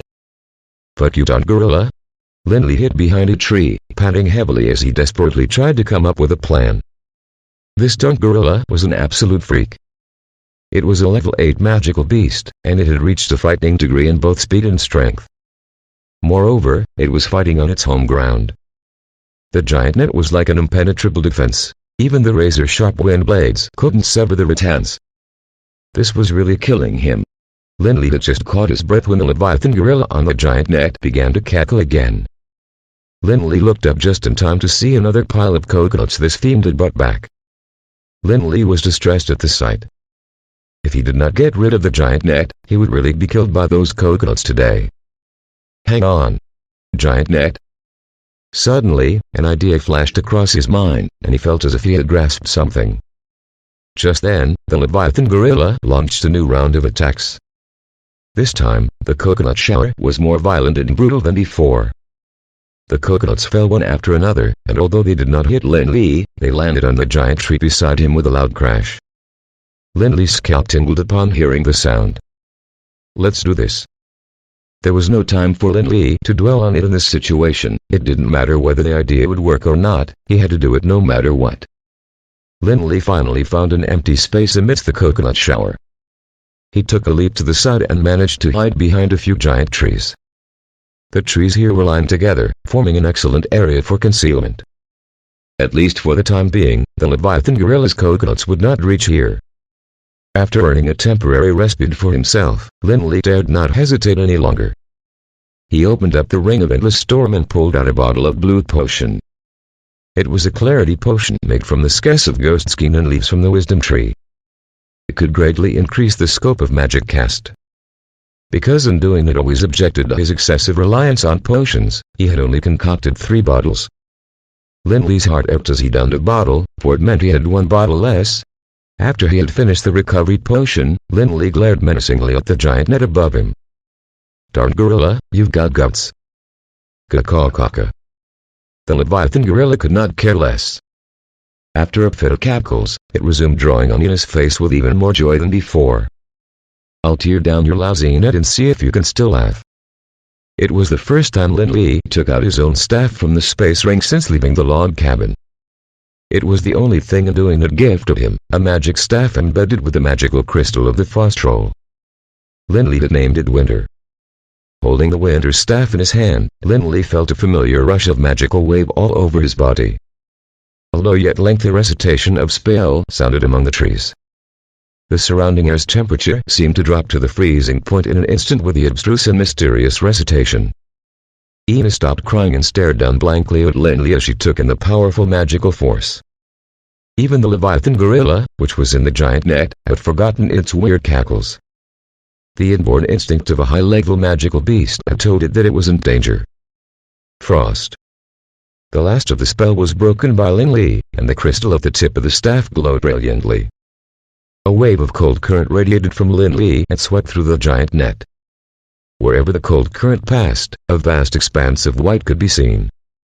Under the frigid cold brought on by the frost spell, every rattan in the range was chilled to ice. The range wasn't wide, perhaps only a few dozen meters, but it was enough for Lin Li. After the frost spell, he cast another windblade spell. The target of this windblade spell wasn't the Leviathan gorilla in the giant net, but the rattan that was frozen to ice. Snip. The air was filled with ice flakes in the midst of jarring sounds. All the moisture in the rattan was taken away after being frozen by the frost spell. Although the windblade spell couldn't cut through the tough rattan, it was more than enough to break ice. After a dozen shots of wind blades, Lin Li had managed to carve a hole in the giant net. The tiny hole grew in size as Lin Li continued to deliver the wind blades. By the time the hopping, cackling gorilla realized something was wrong, it was already too late. The giant net had lost its balance and was collapsing. No matter how it jumped, it could not prevent the whole net from tearing. Ebwaya. Finally, the Leviathan gorilla fell headfirst down the giant net amidst the screaming. Falling with it was Ina, who was wrapped like a rice dumpling. Lindley caught Ina before she hit the ground before turning around to cast a delaying spell on the Leviathan gorilla. Without the giant net as a shield and a coconut in hand, the Leviathan gorilla was no better than a toothless tiger. That'll teach you to laugh again. Lindley helped Ina loosen the restraints on her body, not forgetting to deliver the wind blades at the same time. For most of the day, Lindley had to suffer from the shower of coconuts. Now that he had gained the upper hand, he was done being polite with the Leviathan gorilla. Dozens of wind blades were shot out with a swoosh, such that the darn gorilla couldn't even lift its head. The wind blade spell was a low-level spell, but after breaking away from the restraint of the chant, it had become the most direct and effective mean of attack. Along with the support of an abnormal mental strength, the wind blades were like a river, flowing unceasingly. Even a powerful level 8 magical beast could not withstand the terrifying cluster of wind blades. It could rely on its tough skin to resist a couple of shots, but with dozens of wind blades flying in the air, the quantitative change had led to a qualitative change. The Leviathan gorilla's tough skin had become a joke. Even the toughest of skin could not withstand the repeated cuts of countless wind blades. Waya. The cries were exceptionally tragic. Blood was seeping out endlessly from the wounds. In just the blink of an eye, the Leviathan gorilla's fur was tainted red. What made matters worse was that Lindley also used the delaying spell in the midst of those wind blades from time to time. Under the constraint of the delaying spell, the Leviathan gorilla was utterly tormented. It could not flee nor catch up with him, and if it stayed grounded, it'd be ripped by the wind blades. A mighty level 8 magical beast beaten to the ground. Where did its previous arrogance go? Chapter 11. Ring and Canvas. Finally, the Leviathan gorilla had given up all its dignity as a level 8 magical beast. Its cries were full of pleas for mercy. It hunched and bowed with hands folded in front, all but kneeling on the ground giving cathouse to Lindley. This darn gorilla actually knows to surrender, seeing that it can't win the fight. It was an eye-opener for Lindley. No wonder Undoing had said they were merely a bunch of troublemakers, drawing circles on faces if they won and begging for mercy on the floor if they lost. Was this really a level 8 magical beast? Lindley was rendered powerless facing a rascal like this. Lindley was naturally unwilling to let it off this easily. But it'd be meaningless to kill it as well. Lindley racked his brains over and over, and felt as if his head was about to explode. The anger that stemmed from his frustration was instinctively released on the gorilla, and this time the guy did it without the wind blade. He pulled out a cane and began lashing, cursing as he did it. This one's for the kidnapping and blackmailing. This one's for smashing me with the coconut. This one's for the queer laughter directed at me. Right. Where was I? Forget it, let's start all over. This one's for the kidnapping and blackmailing. The incessant beatings raining down on the Leviathan gorilla hit it seeing stars. A mighty level 8 magical beast, when faced with the cane, did not even dare to shun it. Lindley finally stopped the beating resentfully when his arms started to turn weak. The poor Leviathan gorilla was beyond trampled, burying its head into the ground. Magren and Ina watched, dumbfounded. They had formed some idea of Lindley's abilities along the way and knew he was a powerful mage, but they had never imagined him to be this powerful. The scene of the infinite wind blades attacking made them feel as if they were in a dream. Magren was considered a veteran adventurer and had come across many mages in his adventures, but he had never seen a mage as perverted as Lindley. Just the wind blade earlier on was definitely denser than the Leviathan gorilla's coconut the rush. By the time Lindley had the Leviathan gorilla rolling on the floor from all the beatings, Magren and Ina had turned completely numb. From what they saw, this young mage was a total monster. Let's see if you dare to be arrogant again. It was only when Lindley had been satisfied with the lashings that he cast away the cane in his hand. After taking a glance at his surroundings, he motioned at Magren and Ina for them to flee the scene. But the action fell into the eyes of the Leviathan gorilla, who thought he was going to come back with a different cane. After that fat beating it went through, the gorilla was scared out of its wits.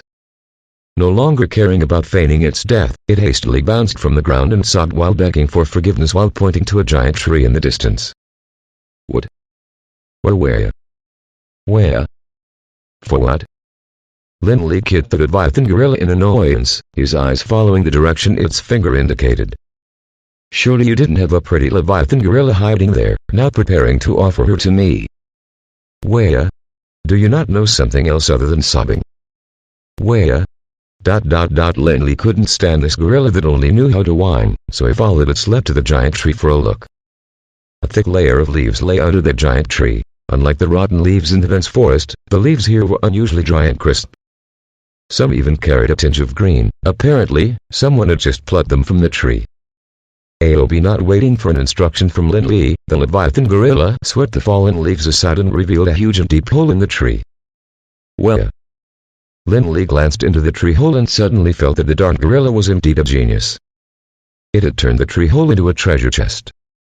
What was in there included a weaponed armor covered in rust, glistening glass beads, a pile of colorful dye stuff, and even a canvas that was coated with mess.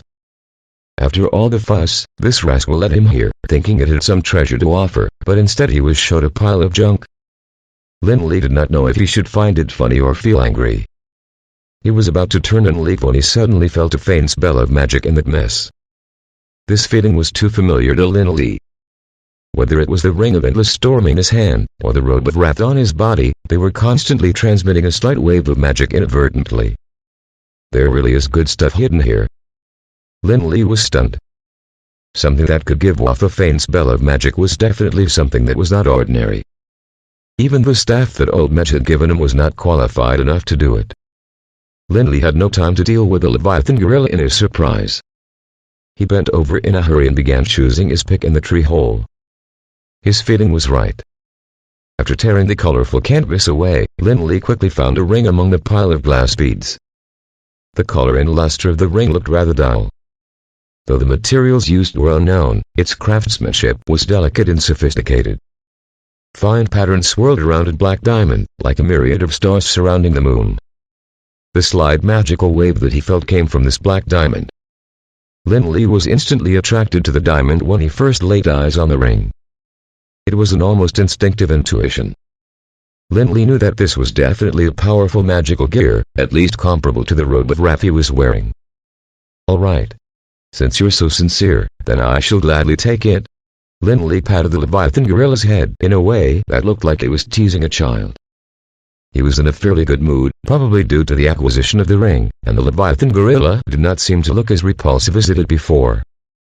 Kia. The Leviathan gorilla giggled, looking glad, though it was not known if it was because Lindley had accepted the ring or because it could finally send the pestilence away. Lindley's mood was lifted with the acquisition of the magical equipment by chance. He had no further interest in making things difficult for the Leviathan gorilla, so with a kick on its butt, he said, "Scram." The Leviathan gorilla seemed to have received an amnesty while being kicked, and dived into the depths of the forest with a puff. Lindley was about to leave after getting the ring when the colorful canvas caught his eyes. Only then did Lindley notice that, underneath the mess of dyes, there seemed to be something else. Feeling somewhat puzzled, Lindley picked up the canvas. After a detailed examination of it, Lindley realized there seemed to be some squiggly symbols on the canvas.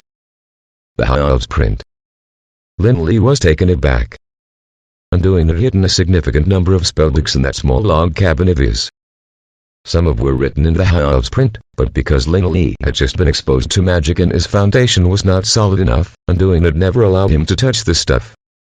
Lindley could not understand the texts, but he knew at least that anything that had to do with the High Elves was definitely not something that was ordinary. So, without any hesitation, he tucked the dirty canvas into his arms. Cromwell was staring at the bonfire, dazed, when the three of them had returned to the cave. Ina. Medj was surprised seeing Migren and his daughter come back in one piece. The monster that had taken Ila was too powerful. It had the speed of lightning, sending him to the ground and snatching Ila away in a blink of an eye. Never had he expected the two of them to bring Ila back safely. Thinking back to the terrifying monster, he was reminded of his earlier actions. He had fled in panic and left Ila to fend for herself. For a moment, Cromwell felt his face burn as he stood rooted to the ground. It felt wrong to stand or sit. Finally, Lindley came to his rescue. It's late, everyone should rest early. Chapter 12. Jarrus. The next day, the party at 4 arrived at Jarrus City at noon. Flick, this is Jarrus City. Magren was enthusiastically introducing the bustling city to Linley as they walked along the lively streets. Not far ahead is the Adventurers Guild. I usually spend my time there when there are no quests. If you need any help, you can find me at the Emerald Tavern. Damn! This Jarrus city is huge. Being accustomed to the tall buildings in a metropolis, Linley felt a wave of novelty as he entered the exotic city. His eyes had not taken any rest at all as he followed behind Magren, busy with taking in his surroundings. Cromwell could not help but frown as he watched Linley from behind. What a country bumpkin who had not been exposed to the world. His emotions were complicated as he was remorseful yet indignant. But, more than that, he felt hatred towards Linley. He had utterly regretted plunging into the Sunset Mountains. He would not have encountered the Leviathan gorilla if he had not entered the Sunset Mountains, and he would not have fled without taking Gina with him. There were many ways to win in his heart, but he had chosen the most stupid one. He was completely stunned the moment the Leviathan gorilla took Ina away. A level 8 magical beast was so powerful that Cromwell could not help but shiver just standing in front of it. He tried to run after Ina, but his legs wouldn't budge. The confidence from the past had vanished and all that remained was endless fear. At last, fear had triumphed over reason, and Cromwell chose to escape. All that followed was simply a nightmare to him. He had fled in panic back to the cave, but this low-life mage managed to save Ina. Ina's attitude towards him changed, no longer being polite. There was only disdain now, the kind of disdain that she regarded him as heir. Until now, Ina had still not looked him in the eye, not even once. Cromwell was not dumb and knew what this meant. It meant that he had lost all hope in winning Ina's heart. After the initial remorse, Cromwell naturally pinned all the blame on Linley. It was because of his arrival that he had lost the opportunity to fight the Wyvern and save both Ina and her father. It was also because of his presence that he had performed badly in front of the Leviathan gorilla. He had even come to believe that these were all part of Linley's plan. This damned mage already had the thoughts of competing for Ina, and that was why he had appeared in the Sunset Mountains at that very moment. Cromwell, caught up with his conspiracy theories, had no time to think what a difficult task communicating with a level 8 magical beast was. For the zealous mage, Linley was the root of all evil. As long as he got rid of him, he could be together with Ina. Linley entered Jarrus City. This was undoubtedly the best opportunity. As the heir to the family, Cromwell knew very well just how powerful his family was in Jarrus. Even the leadership of the Guild of Magic were unable to ignore the suggestions of the Merlin family. Once Linley joined the Guild of Magic, Cromwell would have his own ways to deal with him. At this thought, there was finally a smile on Cromwell's gloomy face. It was probably the reason why Cromwell, who had not spoken a word to Linley along the way, took the initiative to ask, "Mage Flick, are you going to report at the Guild of Magic? If you need help, do feel free to ask me. The Merlin family does have a saying of Jarrus Guild of Magic. Report." Linley was just looking around when he did a double take at the word. "You don't know." Cromwell swore silently at the country bumpkin, but kept a smile on his face. "The Supreme Council has made it clear that all mages above level 5 must report to the city's Guild of Magic upon their first arrival." "Hold on. What's the Supreme Council?" "You don't even know of the Supreme Council." Linley's ignorance had been an eye-opener for Cromwell. Feeling his vanity greatly satisfied, he couldn't help but swear inwardly at the country bumpkin again. The Supreme Council was established after the Dark Ages, and its full name is the Supreme Council of the Annual Guild of Magic. The purpose of its establishment is better supervision and management of the guild. Of course, the mage families are not included in the management, like the Merlin family. "Oh?" Linley nodded, but asked again doubtfully, "So the Guild of Magic is considered a subsidiary of the Supreme Council?"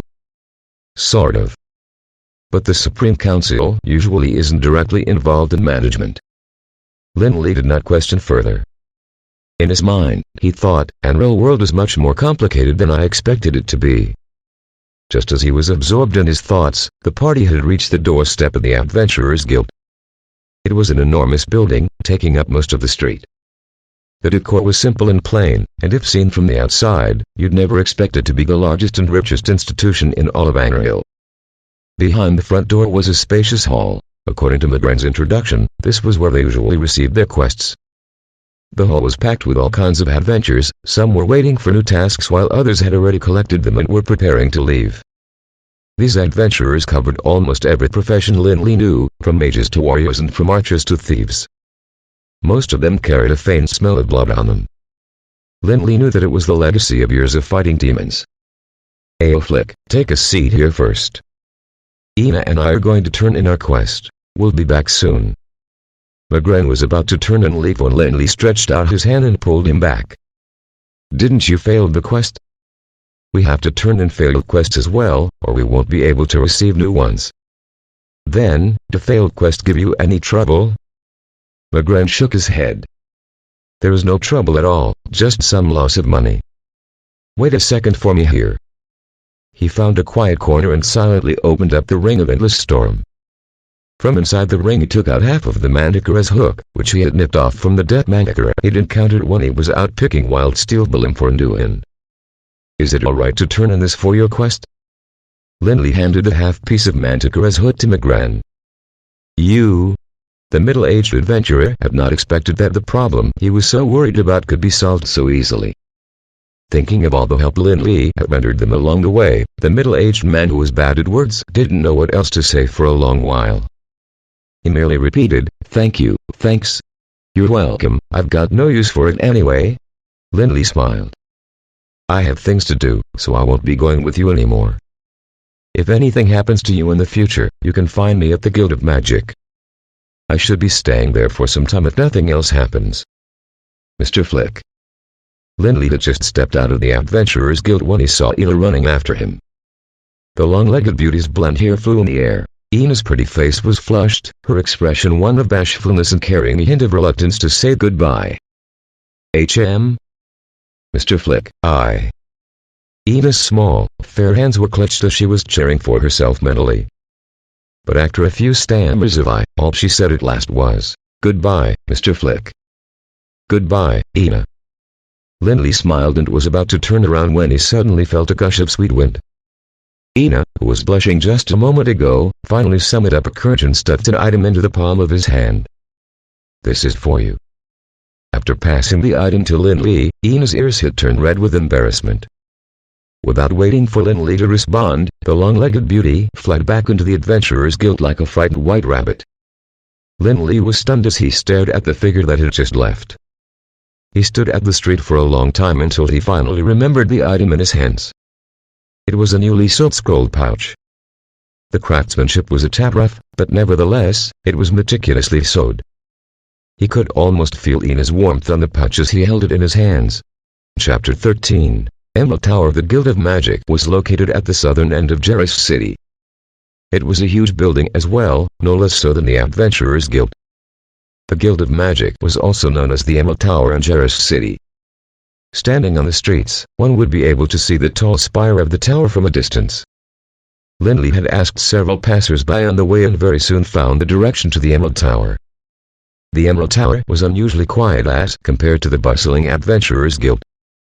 Lindley stood outside the gate for a long time, but did not hear a sound at all. There was only a faint wave of magic coming from the tower. The magical wave was majestic and mysterious, and it made Lindley feel as if what he was facing was an insurmountable mountain. Walking in through the gates of the Emerald Tower, what he saw was likewise a spacious hall. At a glance, the hall was empty, and not a single person was in sight. What kind of situation is this? Lindley stood at the door, bewildered. Just then, he heard a commotion coming from the upper story. Shadow City wants the control of the Demon Fall Valley. Sure. But you'd better be prepared to bleed. A furious roar came from upstairs. Lindley saw a round gray figure just as he looked up. "President Jerian, you're too irrational." The man who was driven out of the door by the round figure was a middle-aged man in his 40s.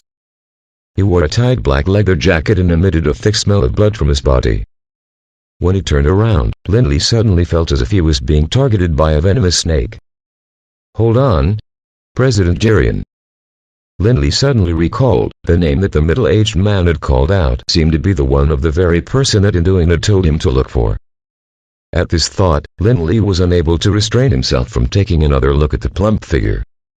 Only then did Lindley notice how old the figure in the grey badge robe looked. He had a kind countenance and was fair and chubby. Even when he was angry, he still looked cheerful. Lindley felt a little dizzy. A fat old man like him who looked more like a businessman than a mage was actually the president of the Jarrus Guild of Magic, Archmage Jirian. President Jirian, you are too irrational. Rejecting the friendship of Shadow City will only bring disaster to Jarrus Guild of Magic. The middle-aged man dropped such a sentence on him and left the Emerald Tower without another look back. He only took another look at Lindley when he passed by, and the feeling of having been targeted by a venomous snake tightened Lindley's heart. How does that man walk without a sound? Could he be possessed by a ghost? Lindley's character was not that of one who was willing to lose out. He had been unsettled by the gaze, and so he naturally had a curse in his heart. Come if you dare. As long as you dare to lay a finger on the Demon Fall Valley, I'll chop the claws off your hands. Who knew there'd be another even more fiery-tempered one? The middle-aged man had already gone far, but the fat old man never stopped berating. After some time, he finally noticed a presence in the hall. With a frown, he glared at Lindley and asked, "Who are you?" "You're President Jirian, right?" Lindley hastily turned over his pockets. He took out Anduin's letter and handed it over. "I am Flick. Mage Anduin had told me to look for you. This is a letter he wrote to you. It's Anduin, that old chap." The fat old man's eyes lit up at the mention of Anduin's name. The frown that was on his face dissipated, his chubby face radiant with smiles, and he looked just like an amiable businessman. "Where's the old chap? Why are you here alone?" Mage Anduin said he had something to see to. He'll only return to Jarrus City in a week or two. "Oh?" Jirian nodded and began to read the letter in his hands. Jirian had found it out from the start. Although Anduin was a member of the Jarrus Guild of Magic, he had been immersed in pharmaceutics and had not done anything serious in the guild for decades. He'd occasionally show his face once in a while, but only when he needed ingredients for his recipes. Had the wind changed for the old chap to write someone a letter of recommendation? But as he read on, the expression on the plump mage's face changed. His eyes, narrow as he smiled, were as wide as those of a bull. He raised his head a couple of times to look at Lindley as he was reading the letter. Finally, his hands that were holding onto the letter seemed to be trembling as well. This? If what was said in the letter was true, was this guy still a human? Look at what the old chap had said, a magic gift that was comparable to that of Gresco, the god of mages. The fat old man's pupils dilated when he saw the name. He had grown up listening to the legend of the god of mages. Jirian could count with his eyes closed exactly what the noblest mage of the Dark Ages had done in his time. He was the only mortal that could fight the gods, and there was the legend of him annihilating the magic legion of the High Elves with his own power. Jirian had always thought that such a person would only exist in myths. Jirian would definitely regard it as a joke if it came from the mouth of someone else. But he knew deep down in his heart that Anduin was a man of his words. He had never exaggerated anything once in the 100 years he had lived. "I found a treasure. I found a treasure." Jirian's eyes were still on the letter, but his heart was bursting with joy. He wished he could pick up the letter and give it a few kisses. Jarrus Guild of Magic had been down and out for decades, and now the opportunity had presented itself for them to turn things around. Before the old man's joy could subside, another paragraph had caught his attention. Furthermore, he is a master of potions. Master of potions? You must be kidding. Jirian rubbed his eyes as hard as he could, thinking he had seen wrong. Jirian picked up the letter once again after he was done rubbing his eyes. Damn! Really a master of potion. Jirian had gone completely Spartan in his mind. This was much more terrifying than a genius in magic. Who had ever seen a master of potion under the age of 70, let alone at this time, 1300 years after the Dark Ages? Jirian took a peep from behind the letter and carefully sized up this young man named Flick. The mage robe looked rather worn, but the magical wave coming from it was exceptionally clear. From Jirian's perspective, he could tell that this was not an ordinary magical item just by one look. He was tall and thin, with a face that looked slightly childish. He was probably not any older than 20 years old. The letter also mentioned how powerful this young potion master was, powerful enough to outdo anyone in the Pharmacist Guild. Jackpot. We have hit the jackpot this time. A.M. asked her a potion under the age of 20. Jirian was trembling with excitement at the thought of it. From now on, the pharmacist guild was nothing to him. He would not have to go begging on their doorstep for a few bottles of potions, and would not even have to make contact with those pharmacists who had their eyes on the ceiling. Hell, what big shoes they were when they didn't even have large feet. He had a potion master here with him now, there was no need to face their terrible attitudes anymore. Mage Flick. The old man was utterly out of breath after finishing the letter. His fixed gaze on Lindley was a glimmering green, sending a chill down Lindley's spine. Undoing this told me all about you in this letter. According to him, you have not gone through a level certification. Level certification. Jirian knew he had said something nonsensical upon seeing Lindley's confused eyes. He had slapped himself out of dismay and cursed himself silently. What a fool I am. This kid had just been exposed to magic 3 months earlier and had been learning from and doing. How would he know of any level certification? Simply put, it is to certify your magic level. In my opinion, this is necessary for you because it is only after being certified that you will be able to receive spells corresponding to your level from the Guild of Magic. Jirian kept a smile on his face when he was explaining what the level certification was, but in his heart, he felt an indescribable nervousness.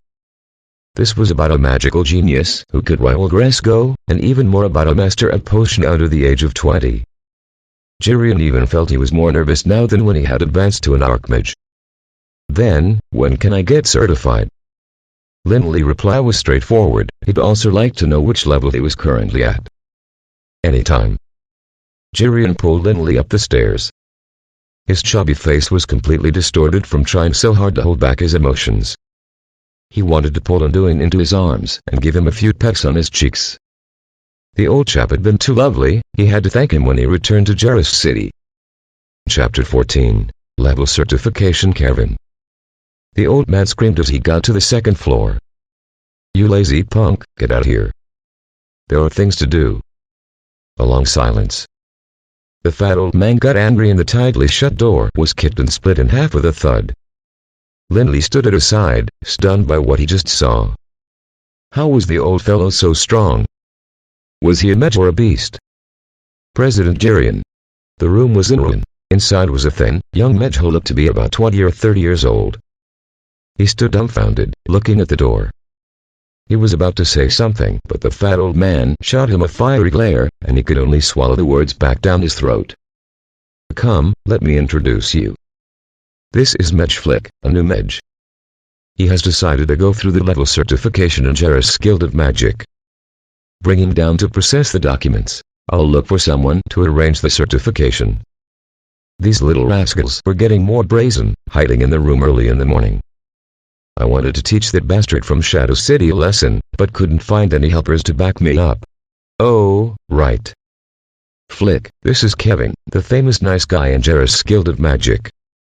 You'll follow him to handle all the paperwork, I'll come and find you later. The fat old man went off swearing, leaving Lindley and Kevin standing there in a daze. Heh, the president's character. Oh. He's more straightforward, you'll slowly get used to it in the future. The young mage lifted the 2 broken pieces of door from the ground as he explained to Lindley with a smile. Straightforward indeed. Lindley laughed. The fat old man was much more interesting than Undoing. Jirian's kick was harsher than a beast's attack. The lock that was behind the door was broken with his kick. Kevin lifted the door up and examined it for a long while, soon realizing that it was impossible to repair it. He could only lean the broken door against the wall, and with a bitter smile, he said, let's just wait for the president to call for a repairman. I'll bring you down to process the documents first. Sorry to trouble you. On the way down, the 2 of them chatted from time to time and gradually became familiar with each other. The fat old man was right, this young mage Kevin was indeed a nice person. Lindley had asked a dozen questions along the way. If it was someone else, they'd long be annoyed, and only a good-hearted person like Kevin would answer each and every one of them, without losing patience, no less. He would explain twice if Lindley couldn't comprehend the first time, and only when Lindley finally understood did he stop the explanations. That is to say, after the level certification, I'll be a member of the Jarrus Guild of Magic. After listening to Kevin's introduction of some general knowledge regarding the level certification, Lindley finally understood the reason behind that fat old man's sheepish laugh earlier on. It turned out that there was another meaning behind having this level certification. On paper, at least. Kevin nodded and continued, but the Guild of Magic is a relatively loose organization. Strictly speaking, mages have far more rights than obligations in the guild. After the level certification, you will have the right to use all the guild's facilities like the library, laboratory, and the meditation spot. If you make a significant contribution to an area of study, the guild will also provide you with a large amount of money. Sounds pretty good. Then, what obligations do I have to fulfill? Obligations. Other than admitting that you are a member of the Jarrus Guild of Magic, there seems to be no other obligation. At least in Jarrus Guild of Magic, the president won't force you to do anything. Even if he does, you have the right not to agree. After all, the guild is a loose organization, there's no subordinate relationship between the mage and a guild. Then, why do I feel that you seem to be afraid of the president? He's my uncle. Kevin smiled bitterly. Not just kicking my door, even if he beats me, I can only bear with it. The certification procedure was easier than expected. It was considered done once the form was filled out. The questions on the form were almost all about magic. Other than the name and age columns, there were no questions on the family or address. Lindley had spent half the day worrying over it, and revised the fake identification and doing had made for him once more. After filling out the form, Kevin brought Lindley up to the 3rd floor. They passed through a few corridors and finally saw Jerian, who had long been waiting for them. The old man was incensed. His hands were making exaggerated gestures as he swore. Not far in front of him, a middle-aged mage was listening in silence, his expression aggrieved and frightened. He nodded while retreating carefully at the same time, as if afraid that the old man's rage would fall upon him. Go and tell that fool from the Merlin family to scram this instant. If they dare to make such requests again, I'll burn their nest down with a torch. The swearing old man showed a slight restraint and anger when he saw Lindley approaching and spared the poor middle-aged mage for the time being. Go now. Yes. As if being granted an amnesty, the middle-aged mage turned and ran faster than a hare could. He only shot Lindley a curious glance as he brushed past him on the way out. The Merlin family. Lindley frowned at the mention of the familiar name. But after thinking for a long time, he still failed to recall where he had heard that name. Lindley had yet to recognize the name when Jerian had stepped forward to meet him. He wondered which year the old man was born in as his mood changed from one moment to another. A while ago, he was still swearing in a towering rage, and with a turn, he reverted to the amicable smile on his chubby face. How was it, Flick? Have you processed the documents? Yes, it's done. Great. Jerian's face beamed with delight. Without any further questions from Lindley, he hurriedly brought the two of them to the hall on the 3rd level. A crystal ball was placed in the middle of the hall. Around the crystal ball lay 2 kinds of megwth. As an inscription guru, Lindley knew too well about the megwth.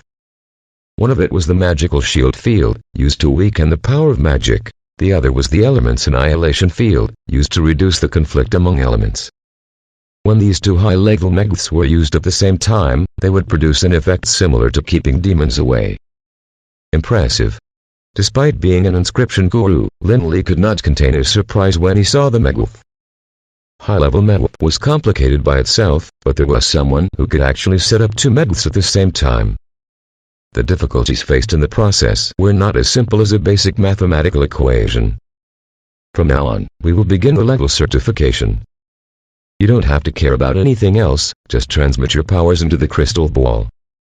Jerian could hardly wait once they entered the hall. Don't be afraid of breaking the crystal ball. Just focus on the output, I'll deal with the rest. Lindley nodded and placed his hands on the crystal ball. He was not afraid that the crystal ball would break. With the protection of the 2 megwths, even if Aduin had been here, he probably wouldn't have been able to break the crystal ball as well. The power gushed out like tide water, and the crystal ball began to glitter. As the light on the crystal ball glowed brighter, so did the smile on Jerian's face.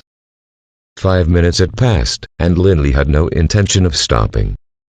At 10 minutes, sweat began to break out on Kevin's forehead. At 15 minutes, Jirian's pupils began to dilate. At 20 minutes, both of them had the impulse to hit the wall. Was this a human or a monster? The hall was eerily quiet, and only the sound of Jirian and Kevin's breathing could be heard. The crystal ball was giving off a dazzling glow, lighting the whole hall into brilliance. Both Jirian and Kevin were astounded. Before this horrifying performance, they could only stare at the crystal ball, and the thought of recording Lindley's data slipped right out of their minds. The horrifying performance went on for almost 30 minutes before Lindley finally let out a long sigh and stopped the transmittance of power into the crystal ball. He found both of them dazed when he turned his head back. What happened? Are you a human or a monster? Kevin asked cautiously, as if afraid that Lindley would turn into a demonic beast and pounce on him. 28 minutes. Jirian stared at Lindley with his eyes and mouth wide open. With a confounded look on his face, he mumbled to himself repeatedly, "Miracle? Miracle." Any mage would know what it meant to have a magic output that lasted up to 28 minutes. Most spells, with the exception of a few channel spells, required only an instantaneous burst of energy. In other words, it was only at the moment of unleashing spells that magic output was needed. A minute of continuous output could be converted into at least 100 instantaneous bursts of power. The mental strength of a human was limited, after all. Even a top mage like Jirian could only maintain 5 minutes of magic output at the time he had been advancing to the Archmage. He would never have imagined there'd been such a monstrous character like Lindley in the world. 28 minutes of continuous output meant a few thousands of low-level magic spells. Even if they were legendary spells, this would be enough to unleash a dozen of them.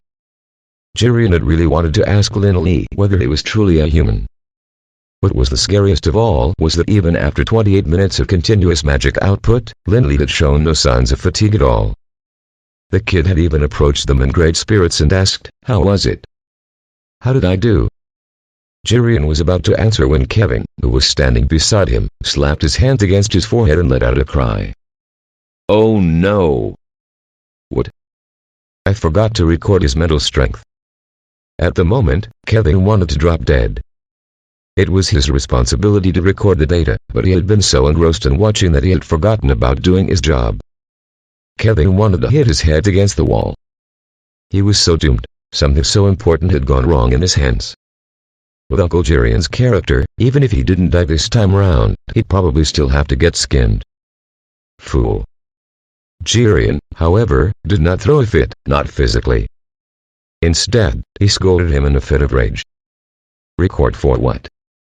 A mental strength that can support an output of 28 minutes. Even if you did record it, no one would believe it. Then, he took a look around and made sure no one was eavesdropping on them. With a menacing stare directed at Kevin, he threatened, "Destroy all other evidence except the magic level. Also, do not reveal the things that have happened today no matter who asks about it, and that includes your father.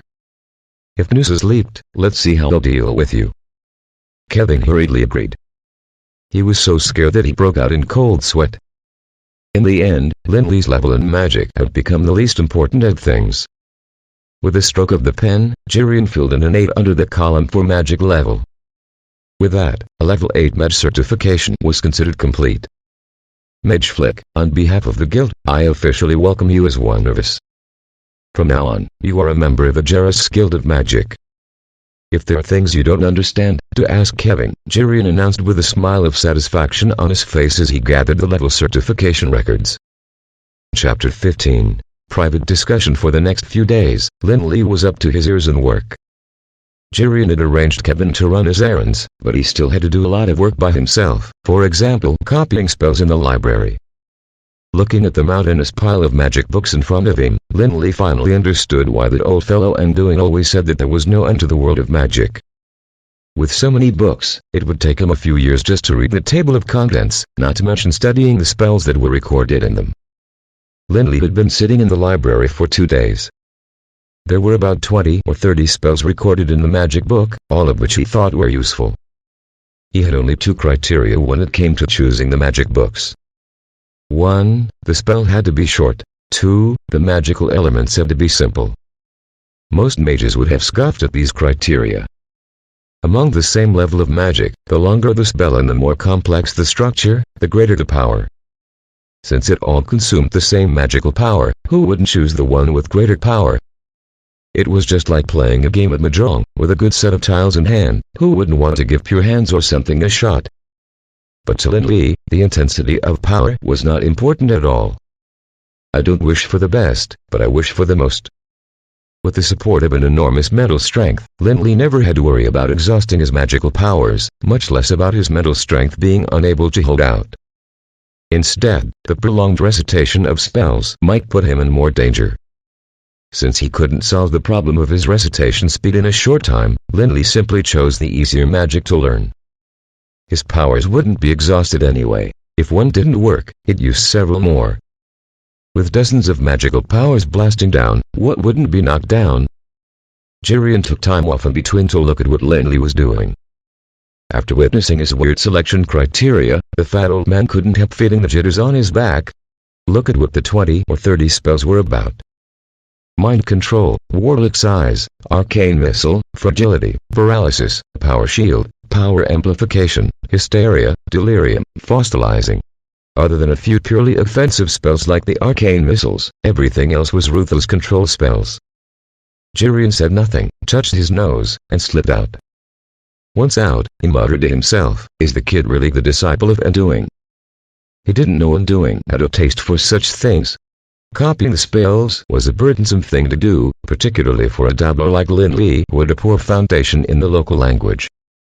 Other than the lingua franca of this world, all other languages were Greek to him. So, he had to go through different language guides as he wrote the spells down into the magic book. He had spent almost 2 days on those 20 or 30 spells. When he looked up from the pile of books the next day, it was already evening. Lin Li did a long stretch and returned the books to their original positions. He was about to leave the library when he saw Kevin walking in. "Flick, are you done with copying the spells?" Kevin saw Lin Li packing up the books just as he entered. "Right. President Jirian wanted me to tell you that he's waiting for you in the hall on the ground floor and would like you to go to him once you're done with copying the spells. He looked like he had something to tell you." "What's so urgent?" Lin Li was all ears. The fat old man had just come to the library in the morning. Why hadn't he said anything then? He didn't say why, just asked you to come. "Oh. Sorry to trouble you."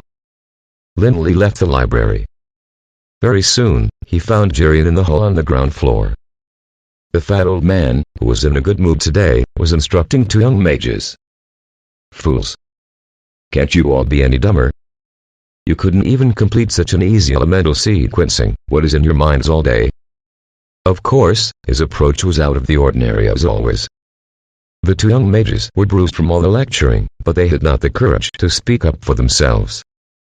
They could only lower their heads in grievance and listen earnestly to the lecture of the fat old man. They seemed to have found their savior when they saw Lin Li coming down, and quickly threw in glances that called for help. "President Jirian, I heard you were looking for me." Lin Li shook his head seeing those 2 poor fellows, but he began by greeting the fat old man. "Flick, you've come." It had indeed helped the 2 mages out of their predicament. Jirian had no time to lecture them seeing that Lin Li had come. Come, I have something to discuss with you." "You too." Halfway in his strides, Jirian seemed to recall something, but after a moment of hesitation, he waved at the 2 unlucky mages. "Forget it, scram as far as you can." For reasons unknown, Jirian seemed extra cautious along the way. He brought Lin Li to the reception room so that no one could interrupt them. If one were to ask where the safest place in the whole of Jarrus Guild of Magic was, it would undoubtedly be the reception room. There were 7 warlocks' eyes at the door, providing an all-dimensional surveillance of each and every occurrence in the surrounding. Behind the tightly shut door was a magic burping metal, emitting a faint wave of magic.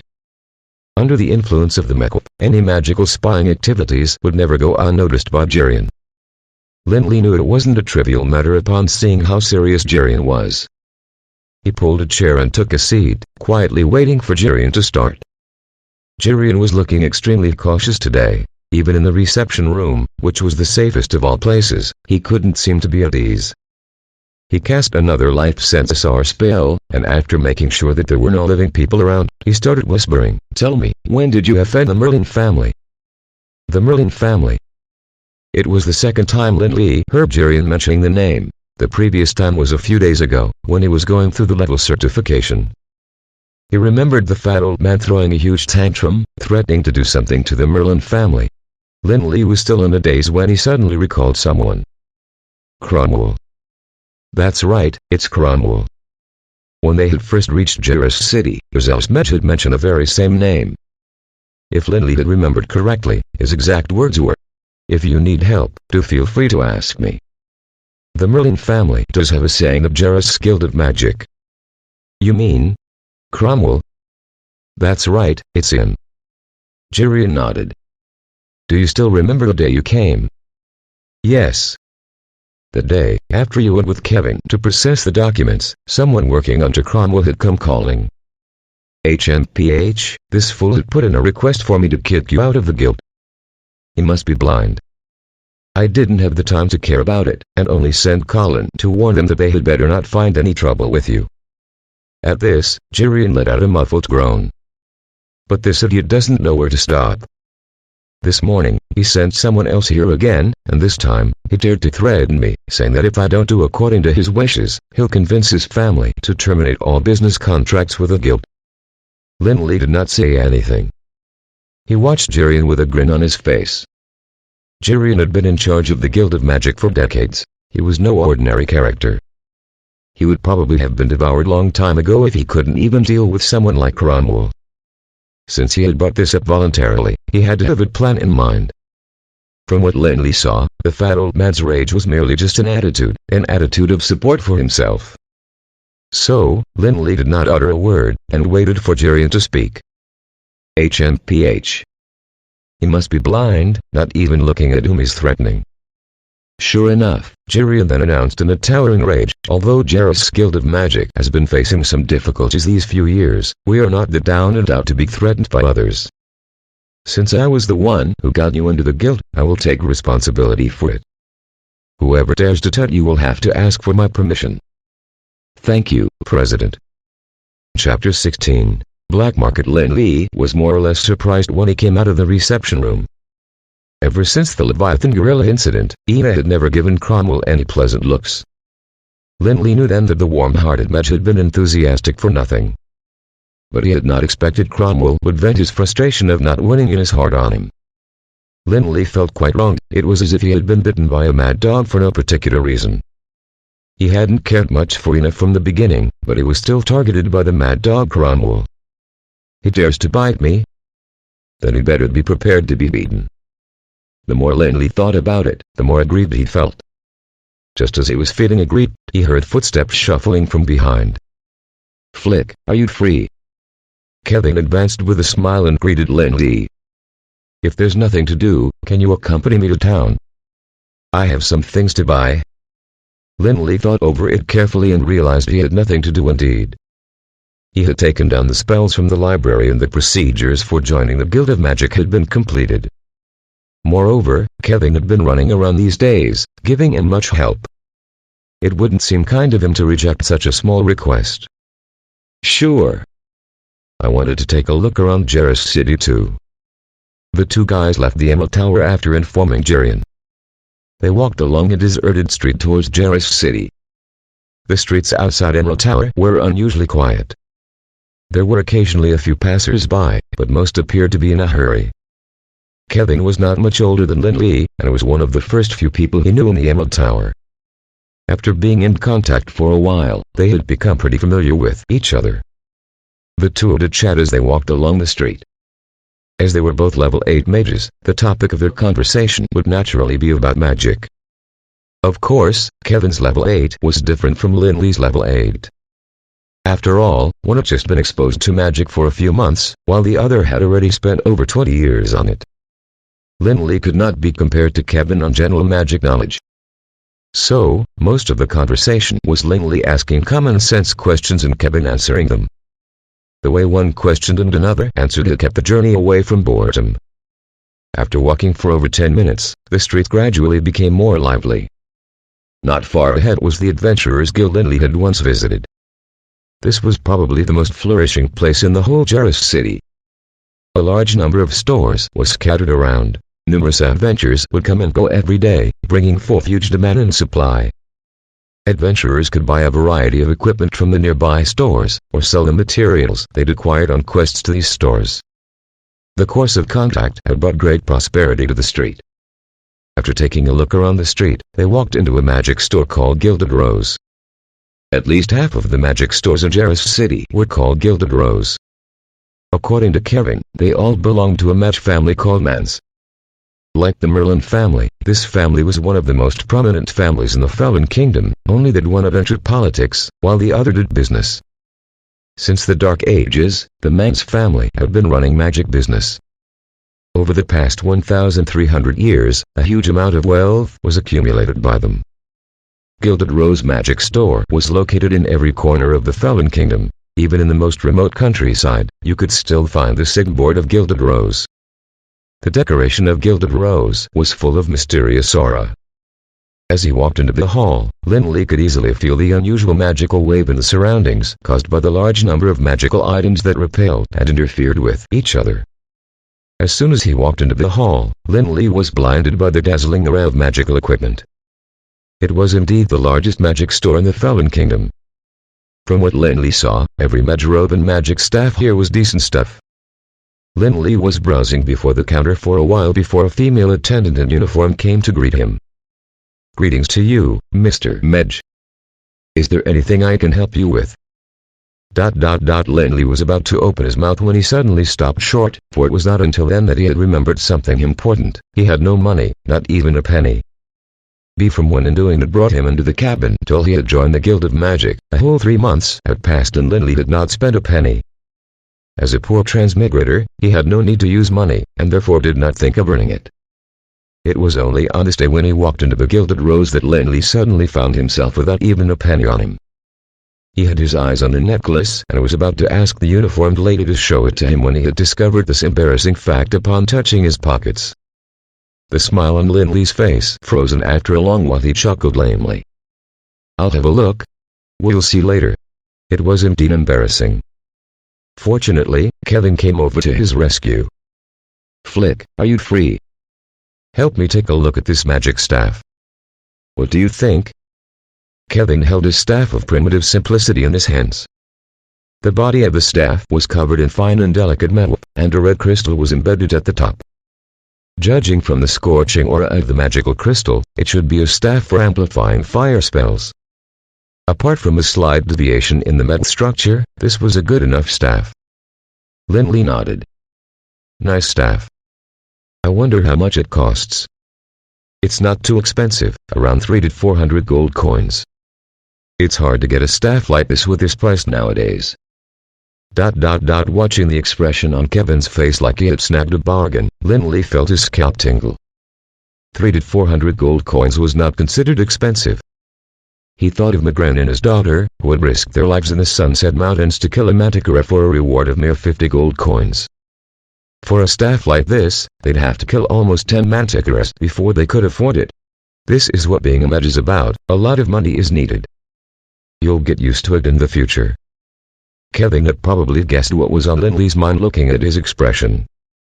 He motioned for the uniformed lady to give him the bill as he explained in a low voice, a staff like this would go for at least 500 gold coins in other magic stores. After buying the staff with 350 gold coins, Kevin went on to buy other items, spending over 1,000 gold coins in all. As Kevin was checking out, Lindley suddenly felt that he should make some money too. "Kevin, you're familiar with Jarrus. Do you know where the adventurers usually go to sell magic materials like the magical crystals they've gotten?" "Magic materials?" "Usually, they'll hand such things to magic stores like the Gilded Rose and entrust them with selling them, but part of the fee will be deducted after the transaction.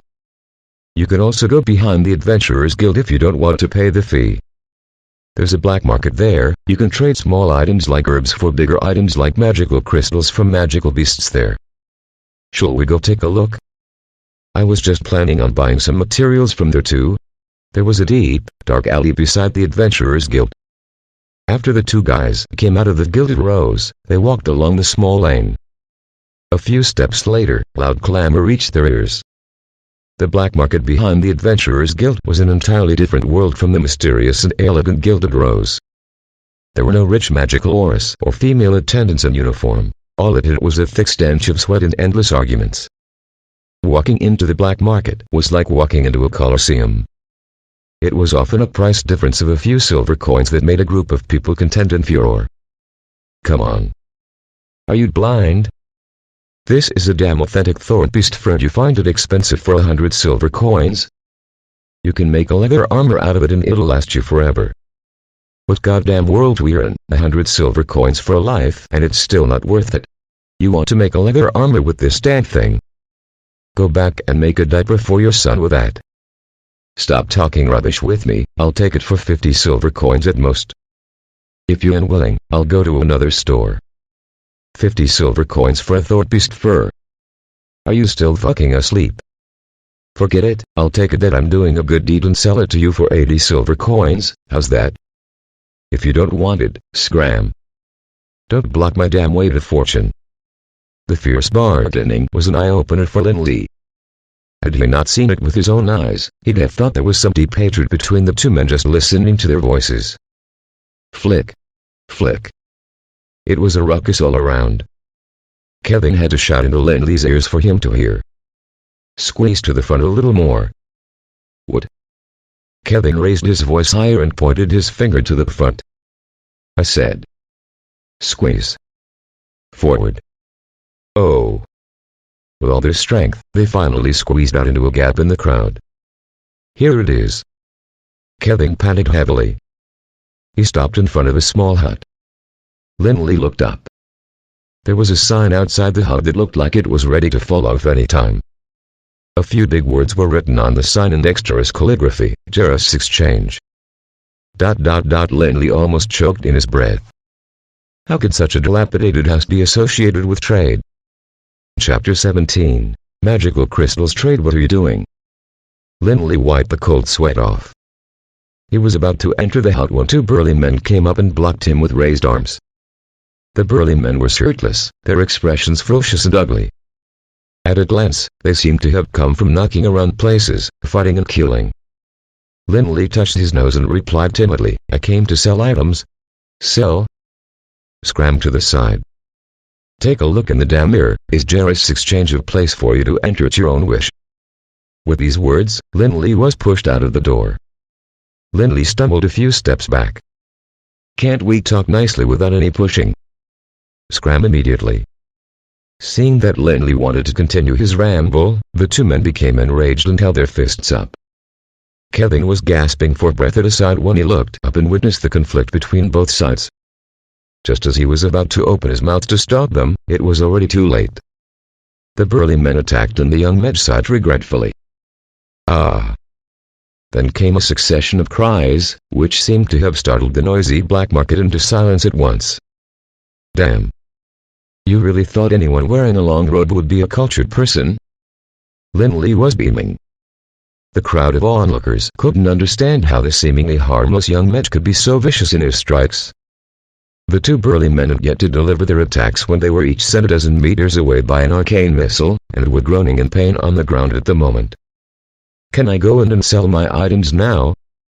Linley approached with a grin and bent down to ask that the two men, who were still groaning in pain. The two poor men were nothing but road gatekeepers. They mostly bullied derelict adventurers as they watched the gates, and had never met a real mage before. Those two arcane missiles were a low-level spell, but as they landed solidly on their chests, even the strongest in body could be half-killed. At this time, they looked at Linley as if they had seen a ghost, and hurriedly nodded in trepidation. Yes, yes. Linley smiled with satisfaction. He took a few steps forward and asked doubtfully, I won't get chased out. No, no, no. Kevin watched from the side, dumbfounded. After some time, he let out a sigh in resignation.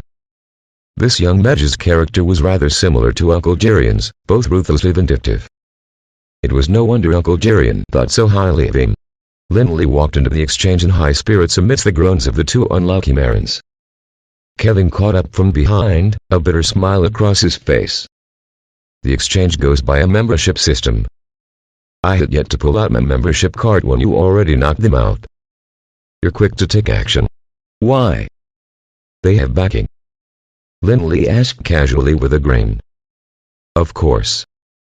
How can a place like Jarrus Exchange not have the protection of some sort of force? Kevin's head throbbed at the mention of this. The one that protects this place is Old Oaten, the largest underground force in Jarrus. The important thing is, Old Oaten has always maintained a good relationship with the Guild of Magic, and has been friends with President Jirian since young. You've beaten him up without a word. It'll be hard for President Jirian to explain it to Old Oaten. I've beaten him up anyway. We'll talk about it again when they come calling on the doorstep.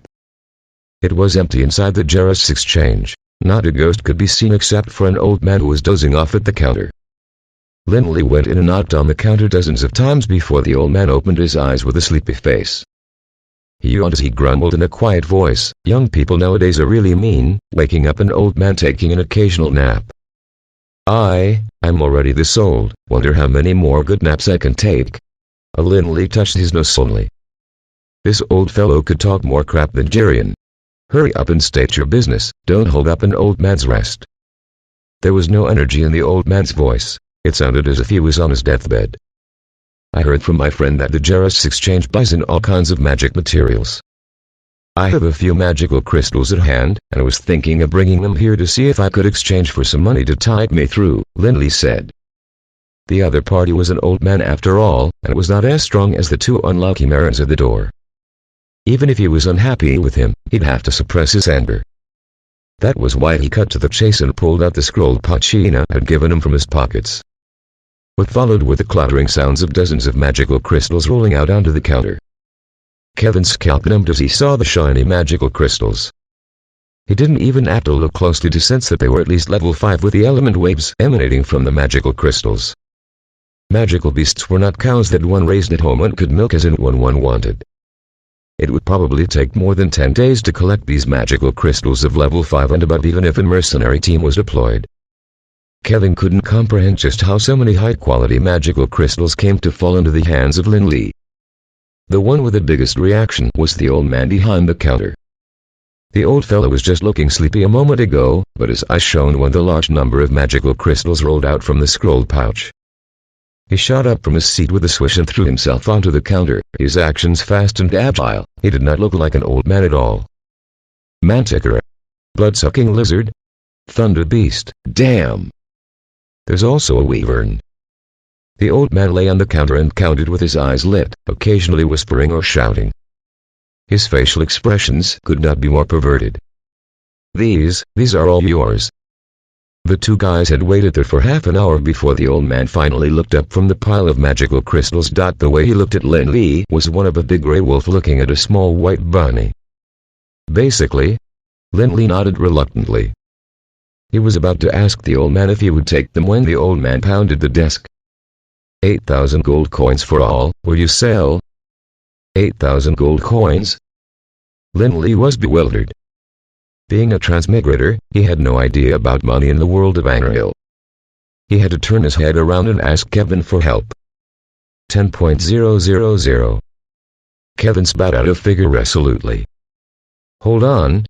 I need to have a discussion.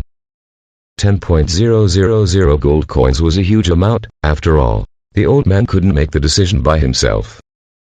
He hurried out from behind the counter after informing them. The two guys waited there for long before they saw the old man return with glee on his face. This time, there was no hesitation from him as he kept those dozens of magical crystals away. Deal. Chapter 18. Suppression. Lindley was in a bright mood when he walked out from the so-called Jarrus Exchange. Back when he was in the Sunset Mountains, forced by undoing to kill magical beasts, it had never occurred to him that he could sell the magical crystals for money. He thought it was a waste to just leave them there, so he picked them up each time he killed a magical beast. Who would have thought that, 2 months later, he could earn his first income from these magical crystals? Because of his different experiences, Lindley probably understood the power of money better than most mages in this world. Initially, he did not have the time to think about it. But after a reminder from Kevin, he recalled his experiences in the endless world. Had he not had that near infinite amount of money, he wouldn't have possessed so many top-grade materials, much less trained all his life skills to the highest level. 10,000 gold coins might seem like an enormous amount in the eyes of others. But to Lindley, it was just a beginning. That afternoon, Lindley raided over 20 herb stores. When he had hired a horse wagon to bring the herbs back to the Emerald Tower, Jirian almost cried in excitement. He had waited for decades, and at last Emerald Tower had its own potion master. Damn the Pharmacist Association, go to hell. And then, both of them went into the reception room again. This time, the content of their conversation was kept secret even from Kevin. Kevin only knew that Jirian was beaming with satisfaction as he emerged from the reception room and announced on the spot that, from the day onwards, everything within the Emerald Tower would be open to Flick unconditionally. He was free to go anywhere and look up anything he wanted. This was probably the most exclusive privilege in the Emerald Tower apart from Jirian's, particularly for a mage who had just joined a few days ago. It was absolutely a miracle. Almost none of the mages in the Emerald Tower could understand why Jirian made such a decision. To them, it was a joke. Even the pride of Jera's skill, legendary mage doing, had never enjoyed such generous treatment before. What right did this young mage, who had just joined the guild for a mere few days, have to deserve such favorable terms from Jirian? For a moment, Emerald Tower was in chaos, and all kinds of rumors were in full swing. There were speculations whether the relationship between them was normal or not, and questions whether Jirian was being fair. There were even a few petulant ones who threatened to pull out from the guild if Jirian did not rescind his decision. Jera's Guild of Magic had been lacking in talent, and the withdrawal of a few mages who were at least level 9 would be a devastating disaster. Almost everyone thought Jirian would compromise, otherwise, the Jera's Guild of Magic would completely disappear from Anri before the Supreme Council's assessment in 3 months' time. However, they were all wrong. Jirian was not only unwilling to compromise this time, he had also taken an unusually tough approach. Within 3 days, rumors in the guild were forcibly suppressed. The mages who threatened to quit were kicked out of the Guild of Magic that afternoon. The tumult had come and gone. It was almost over before it began, and everything seemed to be back on the original track. Lindley still spent his days in the library, occasionally hanging out with Kevin outside of the Emerald Tower to see if there was anything good in the magic stores.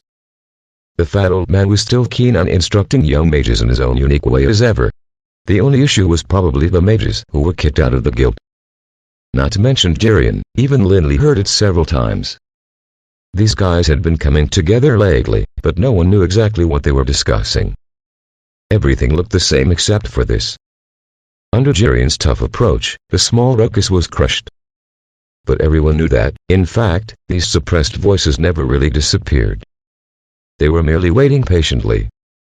Once there was a slip-up from Lindley, or if Jirian could not come up with a convincing reason, these voices would come out from the shadows again, louder than before. But to Lindley, this was not a big deal.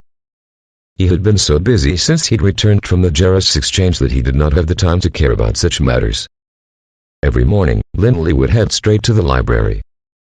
He had too much knowledge he needed to catch up with. Sitting in the quiet library, Lindley felt as if he was back to the time before his college entrance examination. When he had finally looked up from the pile of books, he'd often go back to the potion lab without having his meals. There, herbs worth thousands of gold coins were waiting for him. What Lindley had to do was to turn the thousands of gold coins worth of herbs into potions. Even Lindley, a potion master, could not help but have a headache when faced with so many herbs. Moreover, there was that old fellow Jirian, who ran to the potion lab in the name of concern more diligently than anyone. In particular, the way he drooled when he looked at the bottles of finished potions made Lindley want to drive him out of the lab. That day, the two of them had reached an agreement in the reception room. Lindley would have the next highest privileges second to the president in the Jarrus Guild of Magic. Correspondingly, the guild would have the priority rights to purchase the potions he produced. That was the reason behind the fat old man running to the potion lab every day. As a matter of fact, the two men, young and old, did not differ much in their core personality traits. Both were Philistine, only that one was arrogantly Philistine, while the other had kept it low-key. The agreement was, of course, full of the spirit of utilitarianism. One wished to maximize the benefits of pharmacists, while the other wished to maximize the use of guild resources for his own work. Neither of the two jerks was good. Lindley was satisfied with the agreement. Being a transmigrator, he knew the power of publicity more than anyone else. especially in a world of swords and magic. If you had a giant like the Jarrus Guild of Magic standing behind you, you could sell the medicine more readily than others. A large amount of herbs was placed into their different categories, and the empty pharmacy was once more filled with the fragrance of herbs. According to Lindley's plan, the first batch of herbs would be used in low-level potions as much as possible. After all, this was just the beginning. It was far from the point of showing off all of his skills. But with his ability as the potion master, even if it were some low-level potions, it'd be enough to make Anduin's eyes lit up. Heaven knew how many years had passed since the mages in the Emerald Tower had a smell of the calming potion.